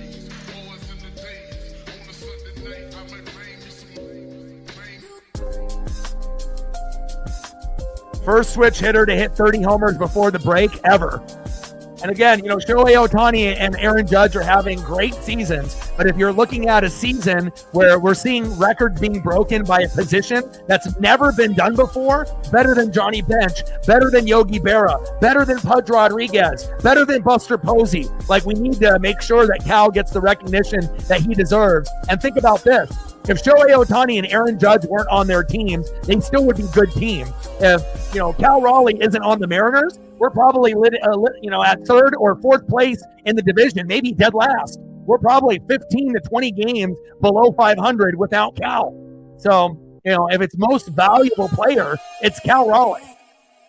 Especially doing things that no catcher has ever done before, ever in the history of the game. And again, Cal may not win AL MVP over Aaron Judge because Aaron Judge is more popular, like Shohei Ohtani. But if there was ever a year to really consider it, it's this year, 100%, especially if Cal ends up getting to 60 to 70 home runs. The number one record is Salvador Perez with 48. He's going to obliterate that. He's already at 30. We're not even a month away from the All-Star break. Like, what if he has 40 home runs before the break? I know Barry Bonds almost got to 40 when he had his epic 70-plus home run year, but he was on steroids and PEDs. Randy, 2 away. All right, last chance for the Mariners here. Luke Raley. Now, it's one thing if you're actually having a good season, and then again, you can go Aaron Judge and Shohei Ohtani over Cal Raleigh. But again, if you're actually doing things that no catcher has ever done in the history of the game, that definitely deserves something. But of course, there's going to be haters that won't recognize that. But, and Raley gets a nice single. There we go. Nice job, Luke. Next up, having a career day here for the Mariners, 3 for 4. Then you go 4 for 5, Donovan Solano. First pitch, high and inside with a slider, 1-0 count. But I'm really proud of this team, being down 9-1 in the third inning. We could have just gave up and lost 10-1, but we fought back and got to fucking 7. And again, it's not like we're going to come back and win this more than likely, but it's just cool to be able to see the effort and the passion by the players, even when you're down 9-1 in the third inning. Yeah, Cal will be the starting catcher. Hopefully he'll be in the home run derby. He'll be the starting catcher for the World Baseball Classic. And no catcher is even close to him this year, besides maybe Will Smith for the Dodgers. And even Will is not even on the same level as Cal. Batting average is better for Will Smith, but homers and ribbies and impact is bigger for Cal Raleigh. Top of the ninth, runner at first, 10-7 Cubs. 1-0 pitch in play. And Solano fouled out to the catcher, and that is the end of the game. But cool to see Cal get 30 home runs before the All-Star break and be number one over Judge and Ohtani at this early point of the season. Final score, Cubs 10, Mariners 7. Wow, crazy, huh? Cal Raleigh doing Cal Raleigh things. So, well, I love you guys, and I appreciate you guys very, very much. An unfortunate loss, but you got to give the Cubs fans and the Cubs players credit. They got the job done. Mariners, 7 runs, 14 hits. Cubs, 10 runs, 9 hits, and an error. And it wasn't enough, but at least that we got production from the beginning of the game to the very last at-bat from Cal Raleigh. And hopefully Julio will be able to step up his game at some point this season. And again, we'll be live tomorrow with Logan Gilbert on the mound. And again, hopefully we'll have a chance to win the series. Final score, Cubs 10, Mariners 7. They even the series up after us winning 9-4 in game 1. I hope you guys have a great rest of your Saturday afternoon. And I will be back, obviously, tomorrow, 11:20 a.m. Pacific, for the last matchup in the series with Logan Gilbert on the mound. And I love you guys, and I appreciate you guys very, very much. And I got one question for you. Who you know talk sports like us? Your boy Ryan, Northwest Sports Fanatics, and I'm out. Trident's up.